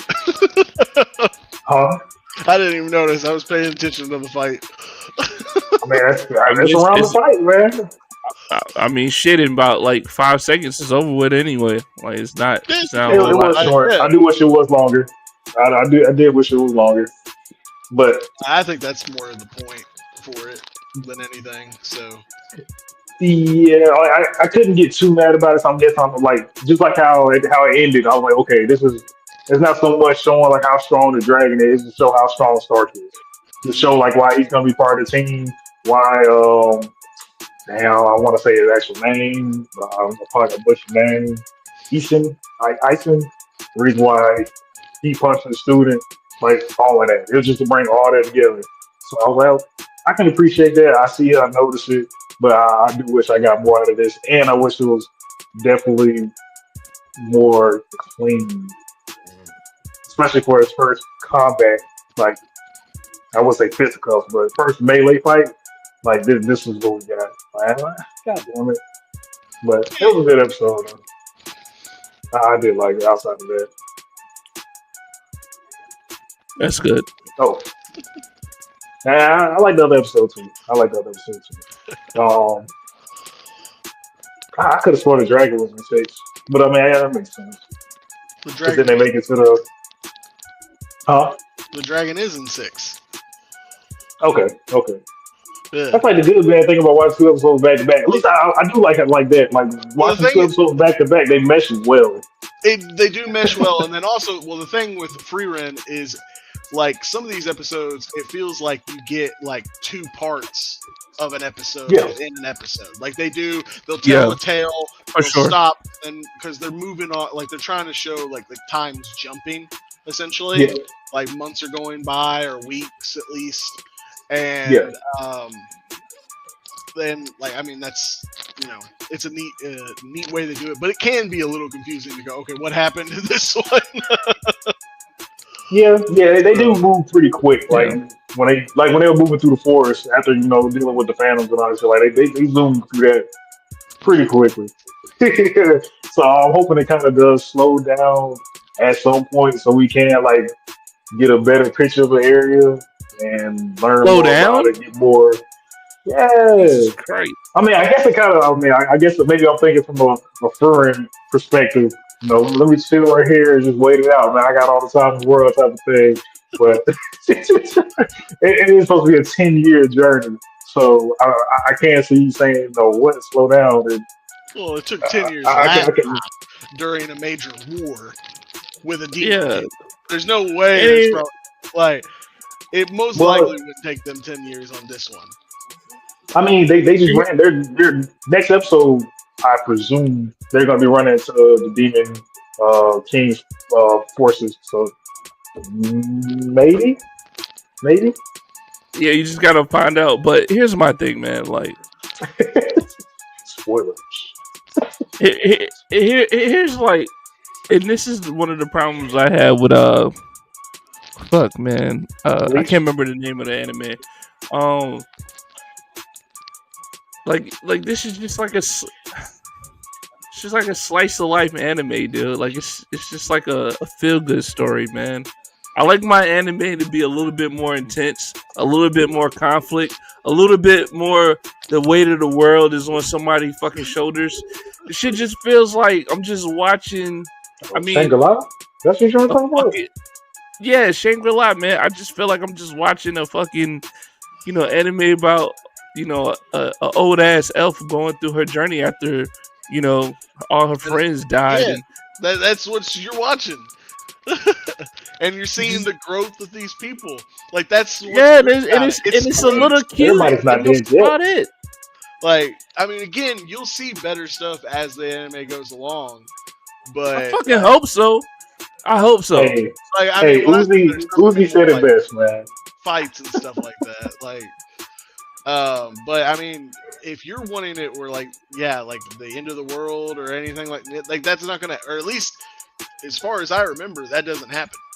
Nah, it doesn't have to be the end of the world, man. But it's like, she wanted to fucking kill this dragon just to get some grimoires or, whatever Get out that the grimoire. fucking One grimoire. out the nest. Like, I mean, that's Yeah. Oh, cool, that was and all, man. hilarious. And that's literally That's the point. hilarious. Like they even show it in the fucking anime. Like the whole thing is that she even calls her own reasoning for wanting Ridiculous. these spells ridiculous. Like that's Yeah. the point. And that's just, I mean, okay, Speaks of man. script. An attachment to a person who was obviously incredibly important to her, even though she didn't really realize it at the time because she didn't grasp how quickly humans disappear in her life. I get it, man. Like, I just need 2 episodes of that. I don't think I need a whole fucking series about this shit, man. I'm gonna just be perfectly honest with you. Like, I can grasp that concept in 2 episodes, man. But yeah, hopefully it gets fucking better. Hey, I'm pretty sure your time coming, man. Like I said, man, Uzi said it best, man. All my friends are dead. Push me to the edge. Like, the time is coming, bro. It'll turn up eventually. I got a faith in through it. We'll see, man. But I'm watching it, man. I said I was gonna watch it. I'm watching it. What y'all want to rate these episodes, man? I I think give both of them 8. I give them both an 8. Yeah. Both for 8. Oh my god. Dude. Yeah. Episode 5. Hater alert. Oh, Episode 5 was a 5, man. Like, nah, man. I love it. Here's where like he sees Himmel and Himmel's like, shoot me, Freerin, and she's like, yeah, man, yeah. even he would say that. Like, I love that No. moment. It's so good. You get to see friend or whatever her name is have her moment. Fern. Like, Yeah. Fern, thank you. Like it's so good. All that's great, and then everything you learn with Stark or whatever is awesome. Like, I love that whole part. Yeah. That's probably the only thing I did like. Hopefully we don't get all human people joining the party. Hopefully it's like more other species out there to join the party. But we'll see. Episode 5 was a 5 just because, like, they could have had those phantoms like play a more significant role. Like, even with the Himmel shit, man. Like, he just said his one-liner, and it was cool that she was just like, oh, last time I saw my master, and now I'm seeing Himmel. Like, whoop-de-fucking do. But I just felt like it was just more of a mirage thing, and not like it wasn't too engaging. Like, he just said one thing, and it was, and then also too, like, everybody's like a one-hit quit. Like, just fucking hold up the wine and boop. It's done. She overdid it. Yeah, bro. She also even says in that episode that their power comes from their cunning, not from their strength. Like, they're supposed to be incredibly weak, and the thing that makes it where they can get you is that they attack your emotions. Right, but yeah, it wasn't even emotional impactful. Like, she knows what's going on. It's her second time going through it. It wasn't really emotional impactful for Fern either. Yes, and it was just like, it definitely was. If Freerin hadn't shot first, she wouldn't have shot. Like, that was the point. Because when Fern was like, oh shit, you pulling memories too, like, she started getting more and more into it. What would have happened if she didn't shoot the Phantom, bro? What would have happened? She would have died. It eats her. It eats humans. Yeah. That's what they said. It eats humans, right? Yeah. Yeah. How would it have eaten her? Like, what? Like, does it have to like? Does it have to like get behind the corrupt priest? Yeah, but does it have to like get close? Does it have to get closer before it eats her? Does she have to like hug it? Like, what the fuck? That's what I'm saying. Matter. Why are you questioning this? It's dead. Why are you questioning it? I'm just saying it was just a one fucking staff beam, bro. That's all I'm saying. That's all it Like we Yeah, needed. saw. because It was when the Fern did her I shit, know it that's cleared all it out. needed. The I sun know that's came all it out. needed, man. We just didn't see anything more than a couple of lines, bro. That's all I'm saying. That's why it's a 5. And then episode 6, the backstory was cool, with Stark and his master and shit. But we got this fucking big ass dragon that supposedly Freeman can't take down by herself. Basically, another one hit quit fucking monster. Okay, man, whoop de fucking do. This gets a 6 because the backstory was cool. That's it. That's fucking it, man. I mean, dude, we got a fucking mystical fucking dragon. Freeman's like, oh yeah, give me like I got a spell for it, but give me like 25 seconds. This motherfucker like spiral. He runs up a cliff. Jumps on the fucking dragon, and then they come down really fast, and now the dragon's dead. I mean, it was a little bit more than that. But I like the whole like that. They did the knee slide, like the animation for the knee slide. Fireball, bro. He evaded the fireballs. What did he do? And then it was only one. There's 2. No, was it 2? There's more than one. But then his only attack on the dragon. He had 2 attacks on the dragon. Yeah, that one attack shatters its claws. And the second attack is what?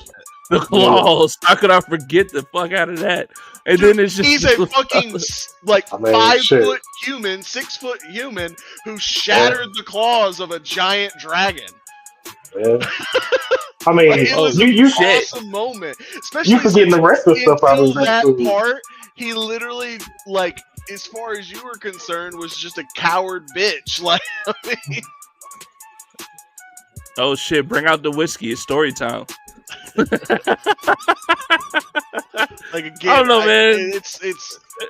It's a 6, man. I don't know what to give you. Like, the thing is the storytelling is so well done in this. Like, it's honestly, it's like watching some of the episodes of Claventus.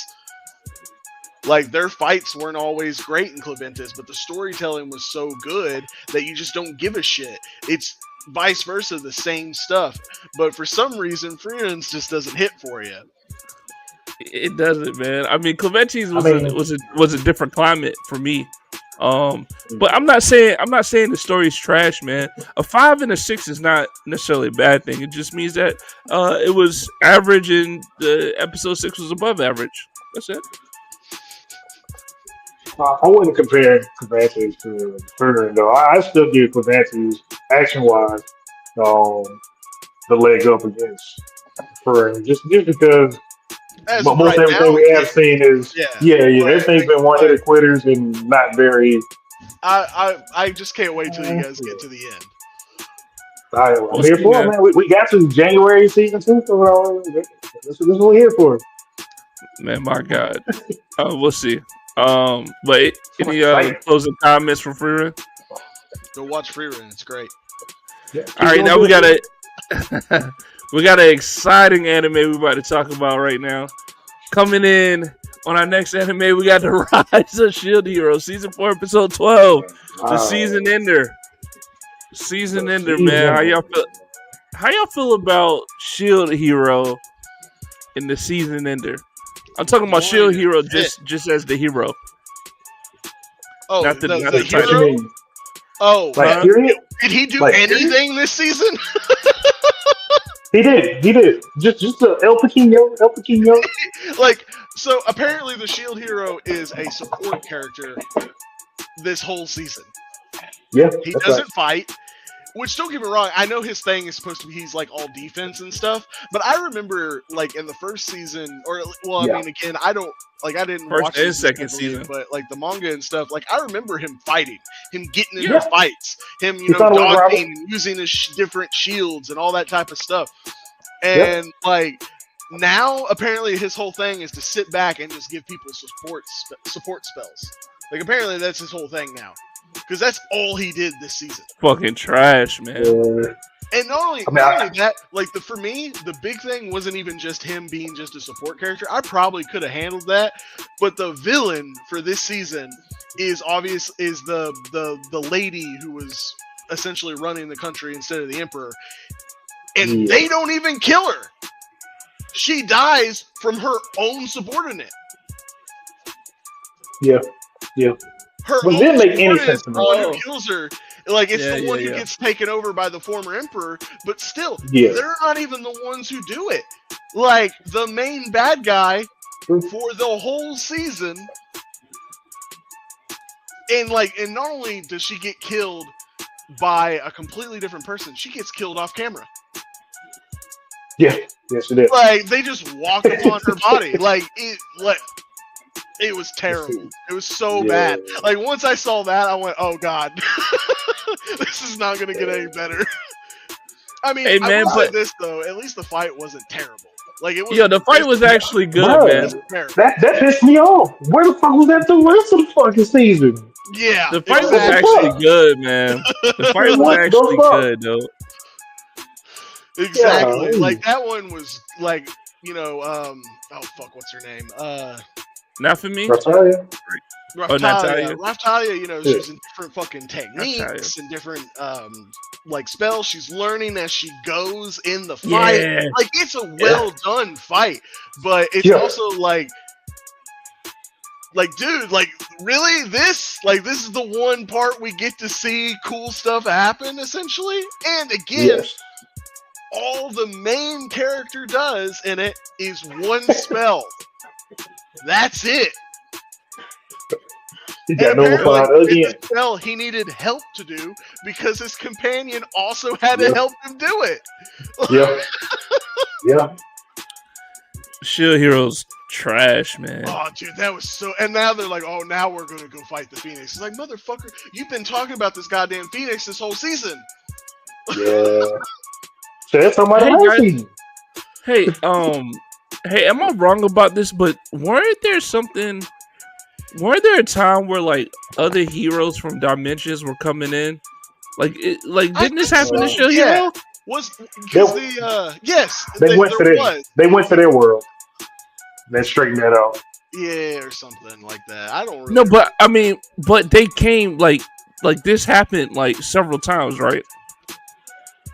I mean, it was within like the same like whatever they were going. I can't remember why they were doing it or why it was happening. But after they came back and fuck with them, they went over to their fucking dimension or whatever and ironed all that shit out. So that's where we had like the Lance Hero, and like all these other like weird weapon hero or different weapon heroes. And that's why they were like cursed or something, wasn't it? Like, because apparently the other heroes are cursed or something. I think it brought like a little bit more detail on like how other people were getting pulled into like other worlds to be their heroes to solve or be part of conflicts that they're trying to get resolved. But I honestly don't remember because nobody like hung around to find out or like to be like essential to the story later. So dude, that shit was cool though, man. That shit was cool, bro. I mean, that's like the shit that this season's lacking. What? I mean, this whole season. I mean, it is, but at the same time, I think like the most hype that I probably got out of this episode, because I'm not gonna lie, I was pissed during the fight between Reptilia and the shit. Not because it sucked, because it's the way how good it was. But this was the end. Like, I should have been comparing like that fight to like, man, I wonder which one's better, this one or the fight between Lion King, whatever the fuck his name, the Tiger King, whatever the fuck that was. No, yeah, it was Lion. Yeah, Lion King. Like, I should have been comparing fights, trying to figure out like which one's best. But like, nah, like there's literally just one to pick out of. But yo, the ending though, when the spear hero cornered bitch. It fucking stabbed her in the fucking I was like, holy shit! Like, it's rare as fuck to get a fucking kill like that in this fucking anime. Like, that was crazy. Also, obviously there's something wrong with the spear guy, because not only was it that like he didn't recognize her, but like he was seeing her as like a pig. As a pig. Yeah, I was about to ask about. Like, I don't remember her being like. I know her name. bitch now. Like Yeah. that's my law. But I didn't remember anything about like making her look like a pig. I didn't remember Yeah, that at all. I'm thinking there's something up with the Spear Hero. Which I mean, the whole season with him, he's acted wonky. Like, He's been which out I mean, killing I everybody. Yeah. always know he always had kind of like a weird personality, anyways, from what I remember. But this was like psychotic weird. Yeah, I but mean, she's yeah, not he dead is though, man. overdoing it. She's I not mean, dead she though. is, but That's true. something Her resurrected or whatever. hand or something twitched there at the end. Yeah, she's not dead, bro. Yeah, I didn't understand that concept either. Because before he left, he was like, "Damn, is her soul dead?" I'll come back and make sure her soul's dead later. And I'll figure. I'm like, wait, when was that a thing? When do we have to make sure that the soul of something we kill is gone to know that it's permanently gone? Like, when was that a thing? Cause she's a pig, bro. Gotta make sure the pig soul is dead.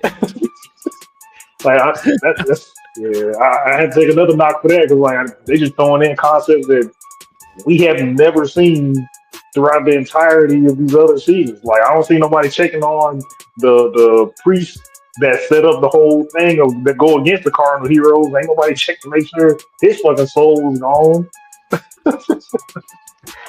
Like I don't know. It's weird. It's weird. It was weird. It's such a letdown from season one, man. Yeah, Man. it definitely was just not. It was just wasn't great. Like honestly, It wasn't. yeah. It was not. And then like I hated the thing with the emperor and then the I guess you could say the emperor's I don't know sultan whatever you want to call her. I didn't understand that dynamic. Like why did she have so much power over the emperor? Well, they never tell us. Like I'm don't. assuming that they never tell us. I'm just assuming that she was just somebody high up in the in the government or whatever. So when this emperor took over, he was so young or whatever. This made it where it was easier for her to manipulate him. Like that's what I'm assuming. But the problem is they never explain it. They don't explain any of that. They don't explain like why she was, became the way she was. Like again, this was a villain that like honestly they don't really build her up, but they make sure you understand she's the villain for a whole season at least, and maybe even some more from the last season because I don't remember really anything from the last season. The worst ever. And then the worst and fucking then just ever. kill her, and not just kill her off screen, and have nothing to do with the main characters killing her. Literally just a fucking side, or not a side character, a subordinate of her own is who killed her. Yeah, like that's didn't. Wild to me. Like it was bad. It most definitely is. Like it just pissed me off more. Like it just didn't make sense that like people are just taking her word for it. Like you tell me at no point nobody was like, "Hey, I'm not trying to talk to you. I need to hear these words from the emperor. Get out the way." Like nobody ever said that. And like, why would the emperor? Well, I mean, I can see why the emperor would be in trouble, but I feel like everybody else would be in trouble just for taking the words for the person that's directly under the emperor and not the emperor himself. And I thought it was a girl the whole time. I also think the emperor just would have said whatever she told him to say too. Like, from the way it was, because there was several moments where she was like in the room with the emperor. And I think she even told him to like shut up at one point or something. Yeah. So it was very obvious that she had control. Like she could make the emperor do whatever she wanted. That still doesn't come off. Again, like we don't know anything about it. Like, we never. You could have shown like her. Have this moment where she gets the emperor to like make a law or something, and then afterwards she pets his head or something, goes, "Oh, you were such a good boy, you did so well," and then that would explain why she had so much power over him and stuff. But they don't even do that. Like I said, they make this villain that they don't really do anything with, and then they just kill her. Well, I mean, to make it even more crazy, he's part of the squad now, so apparently, they probably will try to do, so they probably will do backstory later on in season 5 and try to wrap this shit all up. Also, I think this is crazy. So, Raftalia is emperor of this country, and yet she does not plan on staying in this country. Yes. This is crazy. Like, what? Crazy. Everybody literally fought for you to take control of this place and you about to leave. And you're about to go. Peace. You're gonna put it in the hands of the people, man. No, she's not. She's going to stay emperor. Like, she has said that. Yeah. Like, she's going to lead her country. Yeah, but I mean, but also leave. Like, that Yeah. was the thing. Like, it was so weird. It made it seem like basically, like, kind of how, like, the shield hero or whatever, like, he has like a village he controls. So it makes sense that he can, like, come in, give people orders on what he wants done, and then leave. That makes sense. But essentially, Talia is going to do the same thing, but just with the whole country. Like, that's nonsense. It kind of really paints him more like a villain, honestly, not for me and all the whole game, because I think he said that on the episode 2. He's like, okay, cool. We got Quentin low now. Now we got even more of an army to take out the Phoenix if we need it. Like, it just sounds like they building up bodies so they can throw them at the fucking Phoenix. That's what it sounds like to me, more true. I mean, a little bit, yeah. That's wild, man. The season finale was ass. Season 4 is ass. Yep. I'm probably done with Shield Hero. Like, this episode, if we go by itself, I would probably give it like a 6. But when we add it to it being part of this whole season, like, as a season ender too, like a 3 to me at best. Yeah. This episode, I'd give it.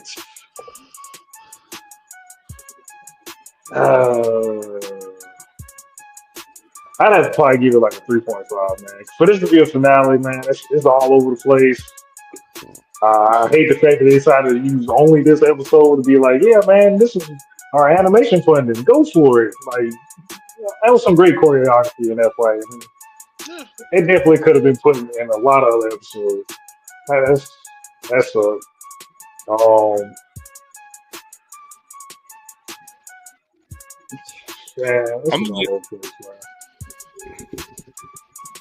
I'm gonna give it a 4, man. This episode, and I'm gonna give the whole fucking season a 4 too. Just subpar, man. Below fucking average. The name of the show is The Rise of the Shield Hero, and Shield Hero won't doing no action this fucking season, man. It's a shame. Honestly, that's the most like, this is like, again, the Shield Hero is the main character of this anime. Like, it's his story. For God's sake, like, the rise of the Shield Hero. And yet, he is not the main character of this season. He is a side character the whole season. The main character is Raftalia, essentially, in this season. Facts. And honestly, almost the water dragon bitch. She seemed to have more lines than almost anybody. Not the water dragon bitch. Sadina? Whatever her name was. Like, I mean, for God's sake, she had so many damn lines in here. Like, it was ridiculous, man. Yeah, like, honestly, I wouldn't be against. I was like, go ahead. I was about to say, honestly, the best part for me for this whole season is when Shield Hero, Nafumi, when he's in his village. Like, that's the best part, because you see him being the main character, giving orders, like, listening and, making plans, all this different stuff. Like, that's the best part, in my opinion, because at least, that seems like the main story. All this other stuff feels like side content that honestly doesn't have to be introduced, and yet it does, because also, like, there's significant stuff that happens. It's weird. It's a very weird feeling. Yeah. I understand what you're saying. Now go ahead, man. Give your rating though. I mean, for the whole season, I'm gonna just say 3.5. But like, honestly, I wouldn't be mad about this season with just not me being support, because I feel like it would be like, I wouldn't say necessarily homage, but it would be going back to season 1. Because season 1, he saw that his shield was mostly for support, and we saw him use his smarts to get around that to find ways to be able to be offensive with a support style cardinal weapon. So I feel like this season would have been great if we seen him be more in the fights, but being support. Like we actually get to Yeah, see him full on being support. Cause like when he was doing the support, he's like it's like playing Pokemon. He was just standing in one spot doing his little shit, and then like he was just done. After that, he's just like, "Yeah, you're doing great." Like he wasn't doing nothing. But like if he was actually like running side by side with Raptilia, like maybe she jumped up, he hold his arm up, she Raptilia jump off his shield, she do some fucking crazy fight stuff, Naomi Yeah, man. run through, hits like the back of a leg. Yes, Like if it was more like integrated, like yeah, it would have been that's what so we're much talking about. better. yeah. I mean, That's I get exactly what we're I get talking what about. you're saying. Like, I mean, when I'm saying support, honestly, I'm meaning more like he was a cheerleader for this season. Most definitely. He was always on the Most definitely. sideline and basically watching everything happen. Like that's Yeah. literally all he did. He was more of a cheerleader than he was an actual like support character. Because yeah, support characters can be in the fight and not do any Yeah. attacks and still be an awesome character. Like Yeah, that, we seen that in the other seasons. exactly. The first season. Because even when he said that he can't use his cardinal powers, hell, if he still had those little whatever them shits was that he had biting them that didn't do shit to him, that would have been a perfect time for him to have one of those, take one out and use that in the fight. Like, hey, I'm still useful. Like they made I it mean, seem like because he couldn't use his cardinal shield, like he was completely useful. Like this mother can't throw a punch, he can't kick, he can't hit much. Like, come on. It was like his they ass, bro. even had a like they kind of did like a throwback to season 1 with Yeah, Raftalia with the calling herself the yeah, Blade and stuff. Like it was yeah, like, man, you're more than that. yeah. You're basically his whole fucking fighter. Like at this point, like he's just gonna stand back and just be like point you in the right direction and go fight Raptilia, I that. choose Like you. yeah, like she's It's essentially his Pokemon, bro. Pokemon at this point. Like Yeah. like I said, like it's just bad, man. Like this whole season, Yeah. everything they did with it is just not good. Yeah. Again, the Yeah. whole season's a 3 for me. Like at its best. Yeah, they need to come back and do like they definitely do better in this next season. Like I feel like we really need to talk about these short ass seasons, dog. Like these 12 episode seasons ain't cutting. Like these companies, they're not Disney, they're not Netflix. They can't pull off these 12 episodes and think they about to have a fucking fire season. We have not seen that so far within the past 2-3 months that we've been covering season finales. They have not been hit at all. Lord of At Mysteries. all. Lord of Lord of Mysteries was Mysteries. hitting. That was Yeah. 12. That's the so that's only one. That's like 1 out of 6, which It was is 13, crazy. technically. But 13. I mean, that's still fine. That's still within the niche, but they just I need mean, to do 25 episodes like they did season 1 and just if you're do gonna their have best. like a small amount of episodes, you have to make sure your story is like compact enough where you get Yeah. all the relevant information while still like keeping your pacing well. Like this one's Yeah. pacing was dog shit. It Like was. because honestly, it was Yeah. basically flat line until the final episode. Like that was all it was. Yeah. Like Yeah. God For sure. bless, man. All right. With that Yeah. being said, man, y'all ready to go to the next anime? Yeah, let's do it, man. That's good, man. Show Hero do better. Man, come back with some more hot shit, man. Like, don't even come out with season 5 if it's gonna be like season 4. Moving on, man. We got Sanders season 1, episode 1. Everything's bright in my. Am I aging? Or am I? I think it's am I aging? In my age. Yeah, it says am I aging? But anyway, this is a new anime, man. It's on Prime Video. I think it's kind of unique. You know, I haven't watched anime like this before. I think the production looks good so far on episode 1. I like how I didn't read like the details of what this anime was gonna be. I just clicked on it and just fucking watched it. But halfway looking at it, I was like, hold up. I paused it and hit the back button just to read the details because I was like, what the fuck is going on here? But after seeing that, man, and then seeing the main character actually transform, and the fucking Santa due to his bloodline and shit, I don't know, man. It's intriguing. It's interesting. And she stabbed nobody. I was like, that's cool, man. Like, I really don't have huge expectations for it. So I'm just, watching to see where it goes, man. What y'all think about this episode? Or what do you think about the anime so far? It's definitely interesting. It's weird. I feel like he probably grabbed popcorn after the first 10 seconds. Jay Song had to go grab the popcorn. Like, what's going on? Yeah, I mean, it was different, man. Like it was definitely a lot different. Are y'all watching it dubbed or sub? dub. I think I'm watching the dub. Okay, so I'm gonna watch it sub. Okay, But I don't know. It was like Jay introduced it to us, of course, as the Santa anime. So I'm going into it, and I'm like, what is this going to be? And then, it started out not at all what I was expecting. Yeah. And just honestly got weirder and weirder. Yeah. It's not bad. I don't want to call it bad or anything, because it's not bad. It's just, honestly, it's just weird. I do like the animation. I think the animation's pretty good. But I don't know, story wise it's out there, and it's I'm waiting to see how they build upon the world, because you had with the kids and stuff out and running, so apparently Christmas isn't celebrated anymore, and then apparently the winter becoming cold isn't a big thing anymore, even though they got snow this year, but they made it seem like that was something that hasn't happened in years. So I'm very curious on what this world's gonna be like, and how they build upon it, I guess is what I'm trying to say. Sorry for not having the right words for it, but what did you? Just weird. What did you mean by Oh, hold on. Incoming. What's going on, DL Palmer? Shout out. Top of the morning.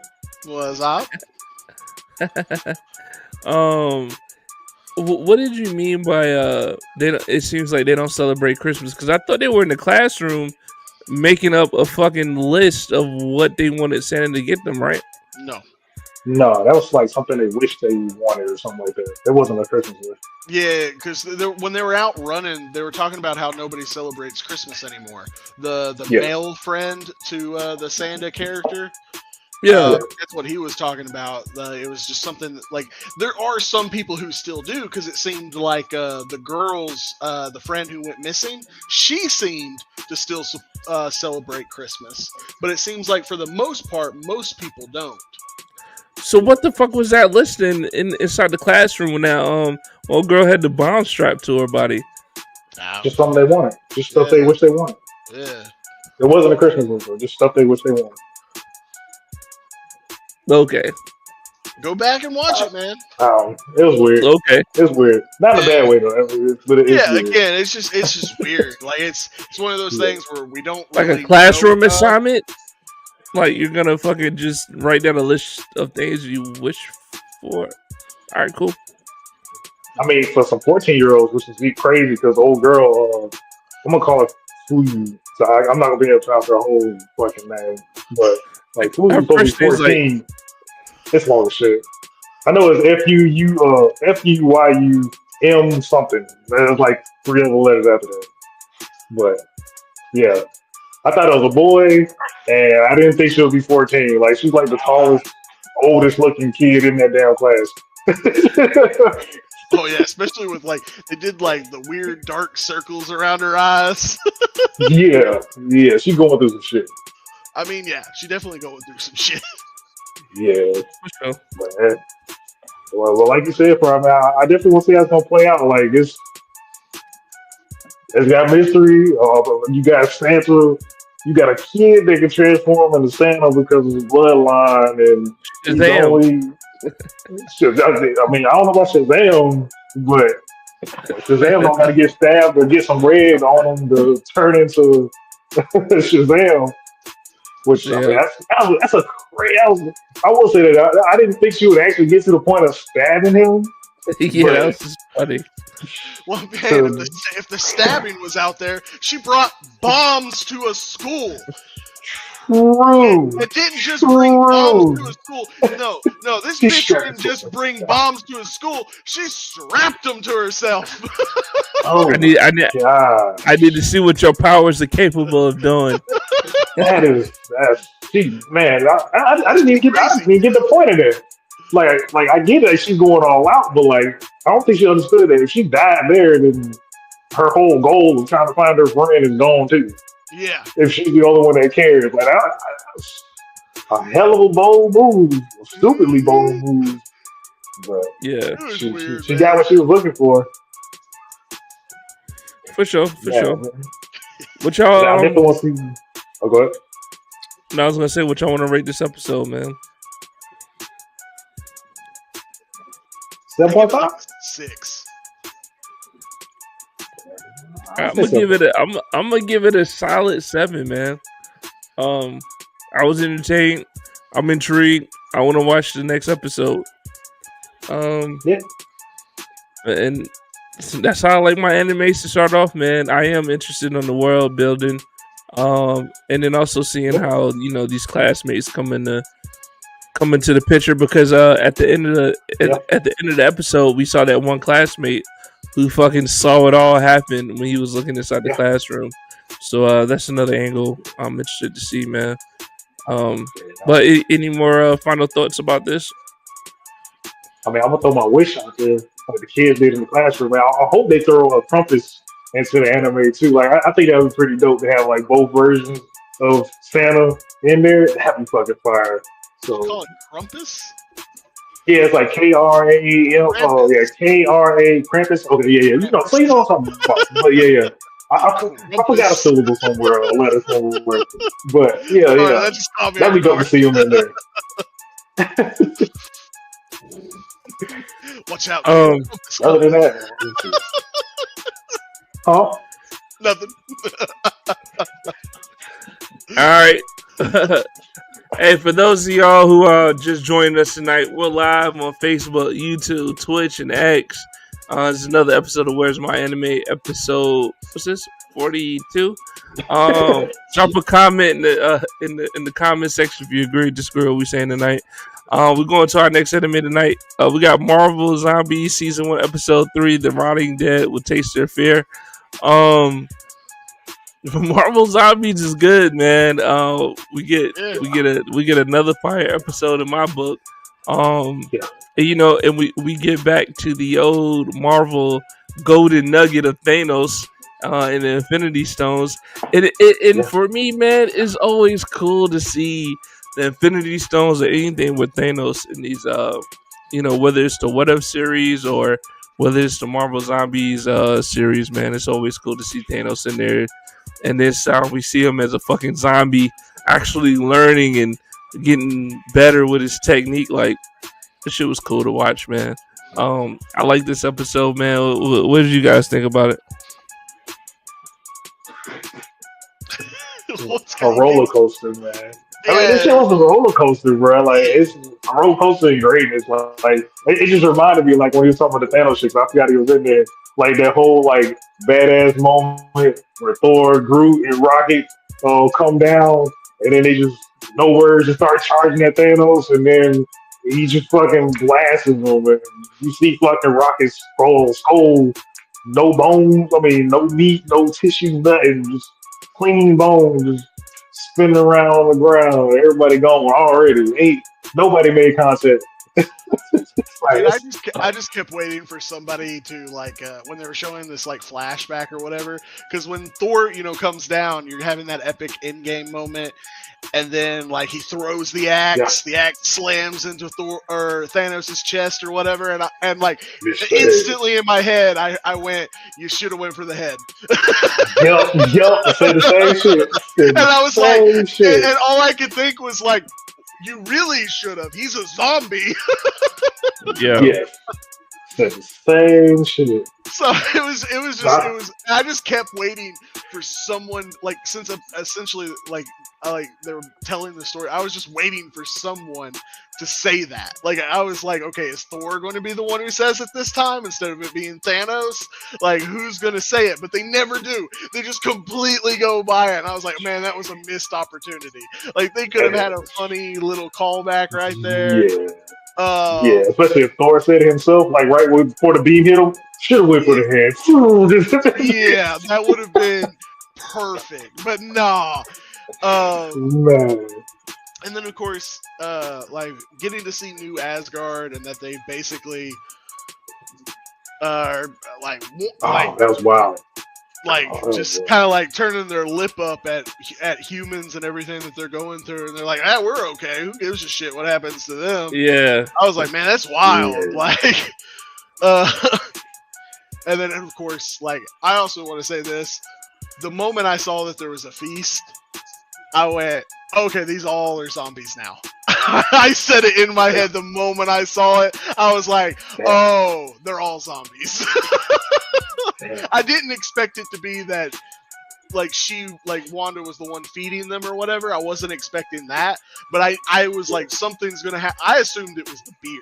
I was expecting the beer to be poisoned or contaminated or something, but apparently it was just all the food, which was disgusting when the reveal happened. Like, yeah. That was gross. That's a pretty interesting moment to ask a question though. Like, so was it Wanda that triggered them to turn into zombies, or was it her undoing the reality that the food was actually a zombie that turned them into zombies? I think it was more like, again, all of them were Asgardians. They're not humans, whereas like Red Guardian was a human. So I'm thinking more it just took them longer to turn than it took Red Guardian to turn. So when she did the reveal, it was already like too late. Like, she knew it was going to happen, so she was just like, "Here you go," and then like showed it to them. Like, you might be right. Maybe it was like she was able to like activate it or something. I don't know, but it was just really gross. I wasn't expecting it. I'm not even gonna lie on that. I didn't think it was gonna go like that. I knew something was gonna be over Scarlet. I was thinking either she was gonna be like an alternate reality Scarlet, or some kind of branch off personality, some type shit, kind of like WandaVision, but it's actually her and not Vision this time. But I didn't think it was actually gonna be the zombie queen just sitting there playing with the Asgardians, just being a regular. Oh, I think he froze. Yeah, he did. Yeah, Wanda looks terrifying too, man. Oh, dude, she's creepy. Yeah, very creepy, and also like the biggest like twist for me, at least in this one, was I honestly, like, I grasped it once they were up there, but like when they went up into space and then the Nova Corps turned out to be all like, I didn't see that coming. I was like, oh, like once the lights popped up, I went, oh shit, they've quarantined the world. Like, that's what happened in my head immediately, but I did not see that coming. Like, that was a big twist for me. I was like, oh shit. Like, welcome back, Dap. Welcome back to the stage. Shout out AT&T. Yeah, man. I like everything that Marvel's doing with the zombies, man. For sure. Oh, I will say that though, man. I don't know how much I'll be able to tolerate the downgrade. I guess that'd be the right word for Kamala, bro. Like, she's basically an Omega fucking mutant, bro. She can manipulate fucking light to her will, and all she does is fucking create walls and platforms and push out her shit. Yeah, she's Omega, bro. And think about it like Hulk. Like Hulk in MCU. Like, we know he can do so much more than what they be having him do in MCU. Like, he's really watered down. They've like upgraded her in the MCU. No. Yeah. Like, outside of like her being like actually stretchy, yes. But I mean, like, for like the new powers that she has, like her actually using those to like its potential. Like it's non-existent. Like she just makes walls in solid But light and just throws it at people. Like she should be able to fucking make illusions, go invisible, blind people, I do want to fucking say take this: laser beams. she's Like also very new to it as well. I will defend her on that. Like she's also very new. Now, this version that's dealt with the zombies, I don't know 100% on that. I assume it's essentially the same story as the MCU.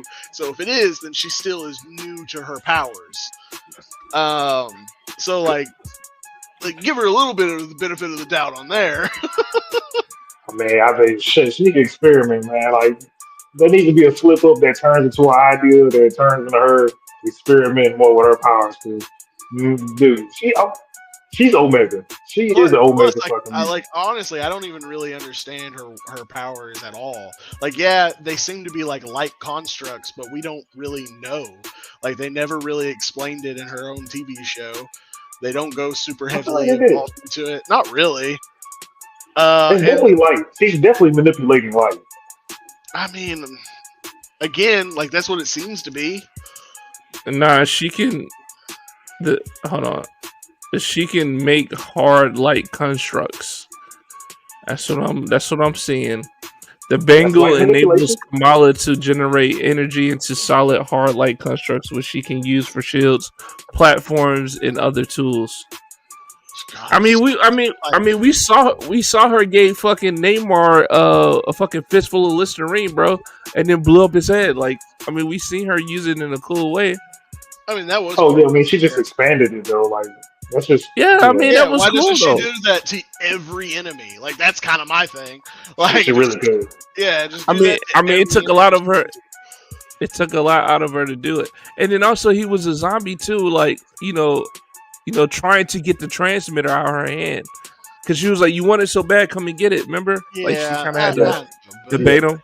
You know what I mean? I mean, honestly, she just turned her arms into blades and just fucking spin around in circles. And Nah, everything's cut in half. that'd be whack. Everything.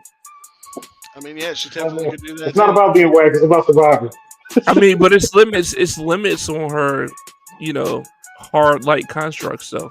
It's not Yeah, like it's create a indestructible. blade out of hard light, make it But it's super not like it's fucking thin, indestructible though. and she'd be able to slice things apart. Didn't that mean she has shrapnel? Now that's the way I see it. Like she is still Omega. There's 100 different ways that she could use. Like Bro, honestly, she it's is not so Omega, bro. hardcore. Like, She oh is no, Omega. I don't think I'd call her Omega either. But she's Fuck outta definitely here, man. upgraded compared to her She Omega. human manipulates self. light. That is Then again, Omega, bro. her No, human self with the stretchy, I mean, could do some pretty crazy stuff too. she's not Omega But, level threat, dog. Manipulating Crazy. light is some She, Omega shit, dude. You can't do shit. Half your it people that depends. you're gonna go against use light to see. You can change that, bro. You She can can't. change She that. literally just creates a construct. Yeah, I she think she can does do it. more than that. I'm more than positive No, she can you do more want than her to that, do bro. more than that. She can't Yeah, do more than but that, That's like bro. saying Iceman can only create ice to slide on it and shoot ice out his hands. We know he can do a lot more than that. but we've also seen him do a lot more than that. Yeah, Again, what are you talking it about? depends. As the information that we have right now, she's definitely not an Omega level threat. She definitely isn't, man. I mean, I would say she's a threat, but she's Oh, she's definitely definitely gonna be a up there. threat. I mean, she'd definitely kill all three of us. That's a hard pass, man. I think I got her. Dude, all she has to do for you is put a hard light construct around your head so you can't breathe. You're dead. You don't have I to do mean, that. All she gotta do is erupt the light that went into your retina. Like she can control again, light, bro. That's not what she can do. She that's creates not what she can do, constructs. man. What are you talking Like, about? stop giving her powers. I'm not. She She's create- manipulating light. She is No. manipulating light, but she's manipulating light to make a construct. And as we've seen, all the control that she has capable of is by making platforms and shields and stuff like that. Within that parameter, she could create a shield around your head that was perfectly sealed so you couldn't breathe. That is a way she could use her power. the way you're saying is giving her new control over her powers. Could she Right. potentially do She that? can't do that, years in bro. the future? So you telling me she can't sit there and take the light that's hitting your eyes right now, turn it solid, and rupture your fucking head? No. No. Why Because not? again, Why not? she Because doesn't she No. know already. how. She doesn't know how. How you don't? What you mean She she doesn't know how? doesn't She do You that, said already bro. does you've it. shown it. She You already have does it do in a it. bigger Right. form. She does it with the walls. That's the same shit. No, It's the it's same shit not with the though. walls. It's just Again, it's smaller. not. It's exactly. That means more control. Who does it need more control? Oh my god! Like you're acting like it's just like okay, flip a switch, activate. Like you don't. Again, all we've seen is what she's done so far. You're giving her more. She's Omega, bro. She No. can't do it, Dap. She just can't do it, man.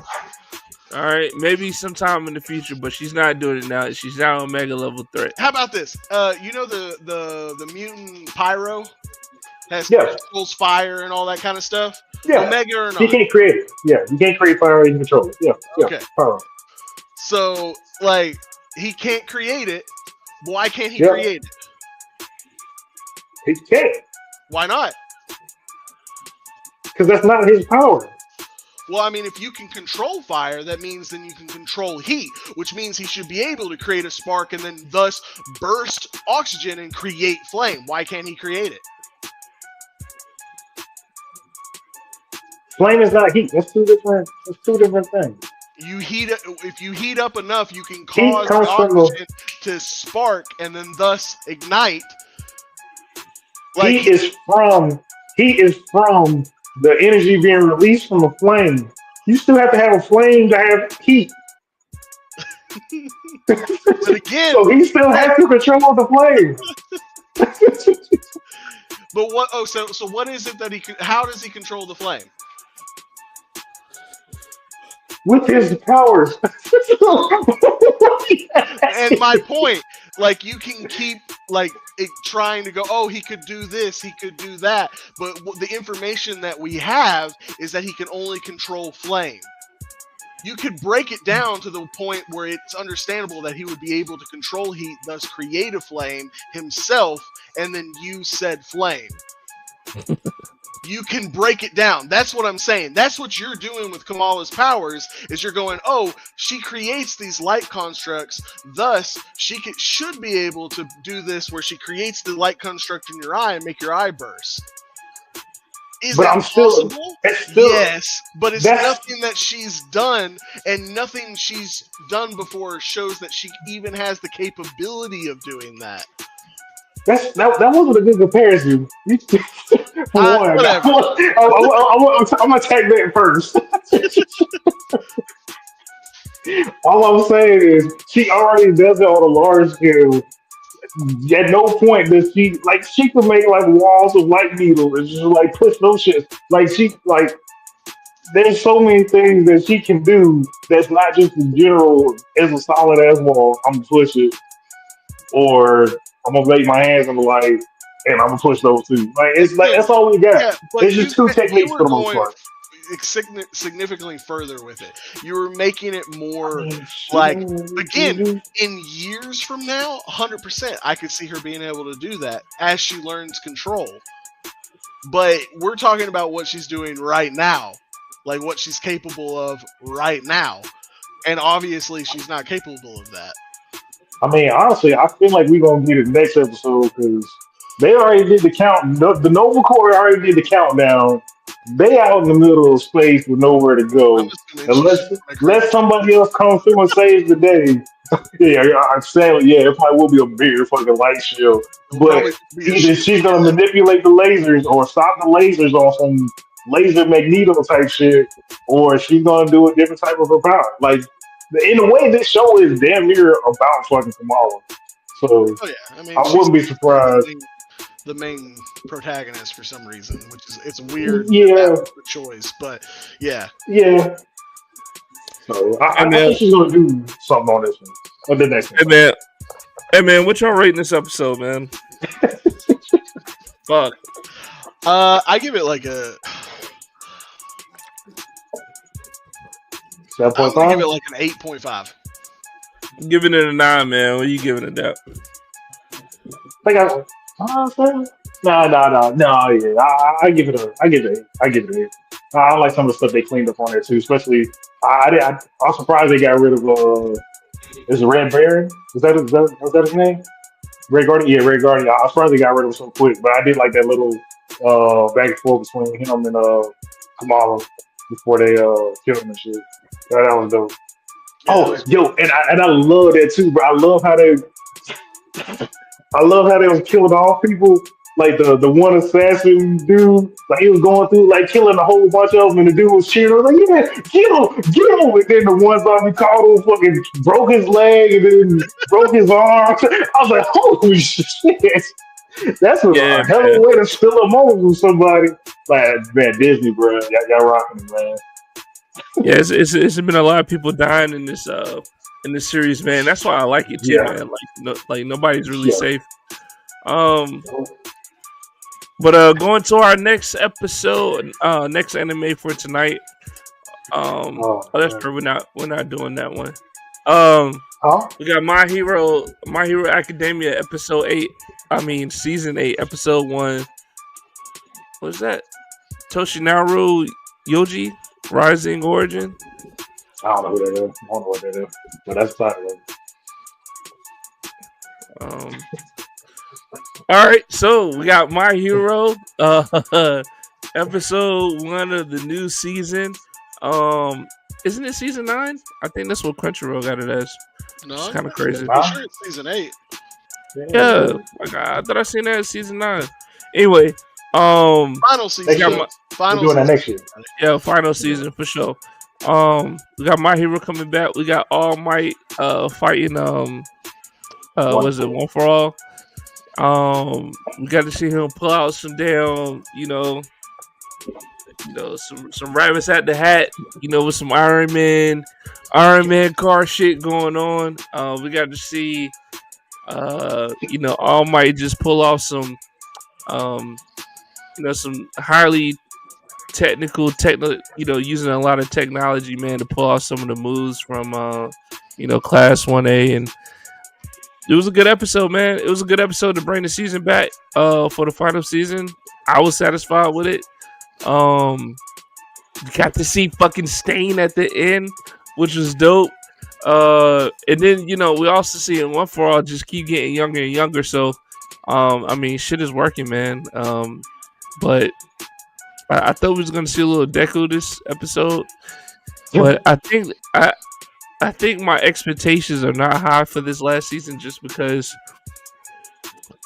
I think what I want to see is not gonna happen with Deku. But I'll let you guys go ahead, man. Yeah. Deb, you As long want as to they go? don't end in 12 episodes. Yeah, I can go. It definitely didn't start off the way I was hoping it was going to start off. I mean, I definitely start by saying that because even where it picked up off, like we already seen that start off in the last season. Like we already seen All for One start to fight up with All Might, and we seen him already put the suit on, and we seen him do a couple of the tricks, and we saw that he incorporated the abilities that his students had and made them into robot equipment that he would be able to use in battle, Just so he call can him still Iron fight Man. without his That's what force. it is. That's damn near what it is. I mean, it just looks weird too. I don't look at it and I'll be like, yeah, that looks cool. Like especially like once he got like more of the shit from the car and they did like that far away scene and he said some battle cry type shit. Like I didn't look at it. I was like, yeah, well, that's cool. Like the concept is kind of there, but I know we're not gonna get it. But I feel like the shit that All Might has, I feel like I would have appreciated it more if it came from like a quirkless villain. Like I feel like it would have hit a lot harder, and it would have been a little bit more interesting if it was like somebody else like Deku. He went through studying all these heroes and their abilities, and he had the technical know-how, or just somebody that had the technical know-how, like how All Might did, got this equipment, and then he went out to go do this type of shit. I feel like it would have hit more harder for me if it went that route, and that person was a threat in that kind of way. But I still find it weird that All Might's like playing like this I'm not. I'm the person holding everybody back kind of thing, or the world kind of on my shoulders kind of thing. Like I get it. All for One is his fight, but he makes it seem like for decades, like he hasn't created a whole generation of heroes that look up to him, and they're in the place they are now because of the drive that they had looking up to him and wanting to be like their own version of All Might in one way or another. Like it's kind of weird that he doesn't at least knowledge that much. He just makes it feel like he's just a piece of shit, and he just has to get his fight out the way and get We stuff lost done. Matt, or lost Jay. But yeah, I don't know, man. Like I kind of get your point. Like All Might's whole thing is that he's the symbol of peace for this Yeah, era. Um, yeah, and the whole reason, he keeps trying to be that symbol and keeps trying to focus is that dogs leave me be. Uh, is that he understands that just like back when they were trying to get All Might not to smile on camera and stuff during this fight, they understand that that's a giant morale hit to everyone else.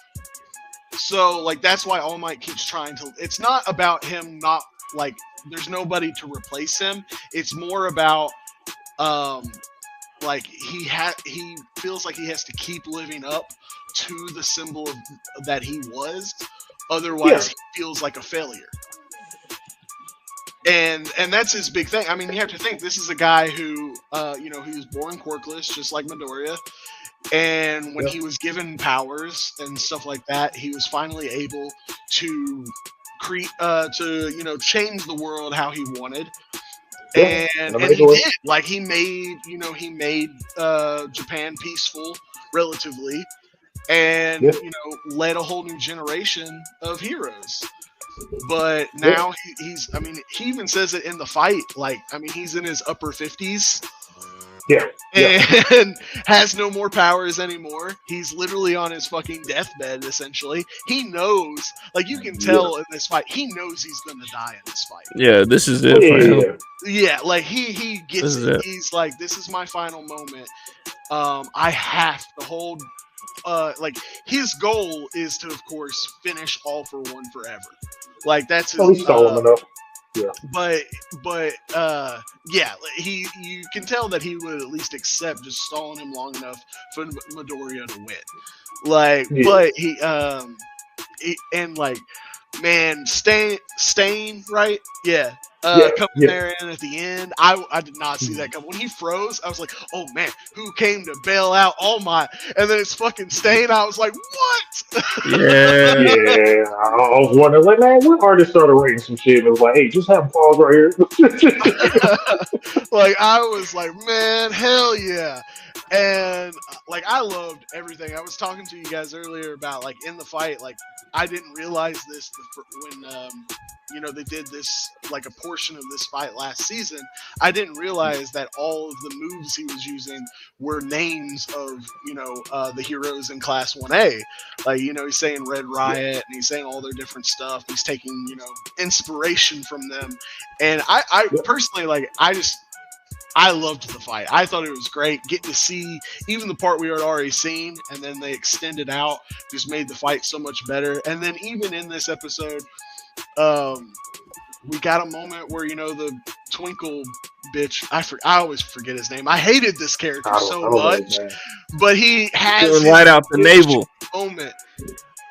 Like he has his moment. He gets he fucking goes all out.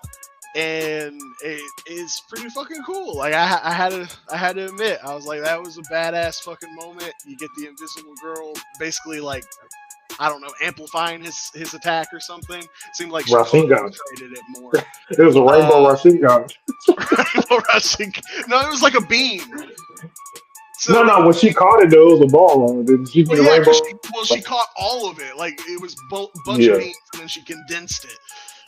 yeah, But yeah, I thought that was a really cool fucking moment. It was definitely like a little bit of a fan service moment, obviously. But overall, like this is how you start a fucking season out, especially your final season. Like, it starts off with a badass fight, in my opinion. You got All Might, like, obviously willing to, you know, have his sacrifice, but at the same time, he even mentions it in the fight. Like, he came into this, he's not expecting to lose. He knows he might, but he's not, you know, he's going into this fight to win. So, like, I don't know. I loved everything about it. I thought it was great. Yeah. I can't wait for the next one. I definitely want to see how they're gonna go do the next one because they just got like I said, I don't remember how Belly Button Blaster and everybody else got into that situation. I'm not even gonna try to act like I remember how that happened, but at least we know we're not gonna see that. So I wonder what fights they're gonna go dive into for the next episode because they dropped hints like on everything else on everything else that was still a threat. Like they brought up, I'm not gonna remember her name, but Drink Your Blood, I Got Your Power shit. They talk about her still being a problem because she's still using copies. I think that was her name. No, Double. She's still using Double's ability and still multiplying like crazy. So we know that she's still a problem. They still got to figure that shit out.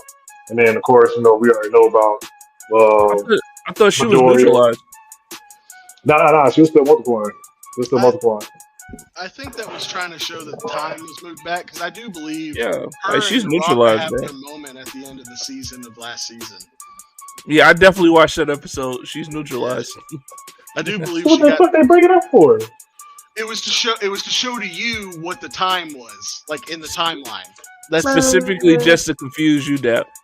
Apparently so. So I'll go ahead and ask this too then, because maybe I don't remember that either. So did they already say Adabi? Did Todoroki and Engine Leg Ankles already make it over to Todoroki? Make it over to Dabi? I don't remember that part. Because they talked about that too. They was like, yeah, they're still going at high speeds to Dabi. Yeah. So. Because again, I think they were trying to show like where because obviously like you get a little confuzzled that All Might is just starting his fight with All for One, because obviously if you watch the final season, you know that they had already started the fight, or the last season, not final season, the last season. So like I think that was more to just show you, okay, this is where it is in the time period. We know we moved it backwards on you a little bit, but they were just trying to show you where whatever everyone what was happening everywhere at that moment. Yeah, I'm deducting points for this. You got me looking crazy. You got me looking crazy in front of my friends. How y'all liking this the season opener, man? What y'all trying to rate this? It's better than Kaiju's. Way better than Kaiju's, man. It's not an intermission episode. Exactly. I mean, for me, it's a solid 8. Like, it's a good episode. Good fight. Leaves you wanting more. I'm giving it an 8 too, man. 8? I'll think it more like. We got to see Stain, bruh. Stain's in the picture, dog. This shit is an 8, bro. I mean, the Stain thing, that was definitely dope. I'm sorry, but I feel like something else big happened like at the end too. I just don't remember. But yeah, the Stain shit was dope.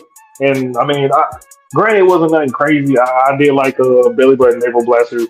I like that whole little interaction thing too. That was decent. We finally get like kind of finally introduced to a character that's been here for 7 seasons.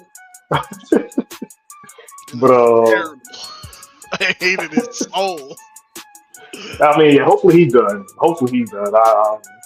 I did like the twist that they did for him in the last season, but I never did care for it. They're done with everything. Yeah, I mean that at least made him an interesting character for a moment.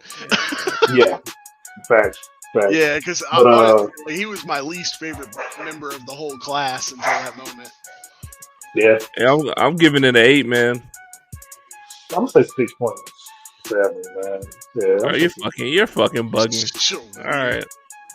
All right, I mean, man. like I said, I didn't like that they used fluff from last season to come through and do this for the first season. Like, granted, it wasn't. It was more than it should have been, in my opinion. Honestly, I was kind of okay with that because the fight, it doesn't end in the last season. Like, that was what confused me last season, was you finish the final episode and you don't know who wins, All for One or All Might. Yeah. Like, that always, like, I remember finishing the episode and going, wait, I thought this was the final season. Why is, like, I was so confused. Like, I was, like, I didn't like that. I didn't like that part about the final season, was that you didn't finish this part. And again, not the final season, the last season. Damn. But For sure. like, at least in this one, we got not just, you know, that part of the fight we saw before, but we get to see, you know, obviously it's not over, but we got to see enough of it to make it where the fight is still intriguing. It's not, you know, bleh. I mean, it wasn't bad. Yeah, it wasn't bad. It wasn't bad. Especially like, I don't foresee the final season being 12 episodes, but for the shows that we did watch, that was 12 episodes. This is still a great show. I'm very curious on how many episodes this season will have. Yes. Because if it's like a 24 episode season, like last season, well, I think last season was actually like, I think it was more than that. I think it was like 21, 22, something like that. I definitely don't see it being that much, or at least not unless they make, you know, them have an episode where they're screaming for 3 episodes to transform or something. That's a high possibility, bro. High possibility. Like, anyway. Yep, exactly. Final form. Final form. 10,000,000%. He gotta go. He gotta go plus ultra, man. Yep, there you go, right there. But yeah, it's I don't know. It was that didn't bug me too much, is what I'm trying to say.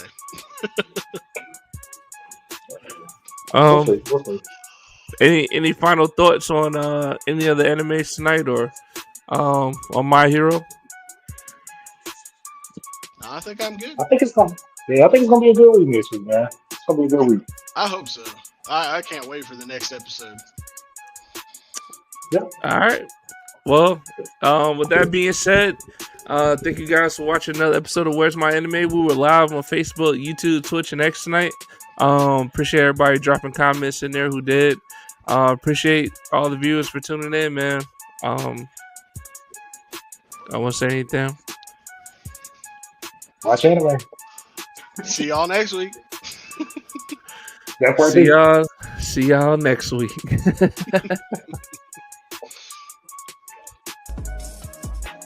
And that's a wrap. Thank you for watching another episode of Where's My Anime.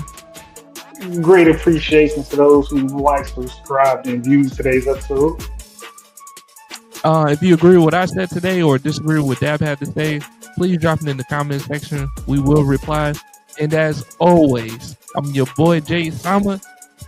And I'm down. We'll catch you on the next season, the next episode of Where's My Anime. You heard?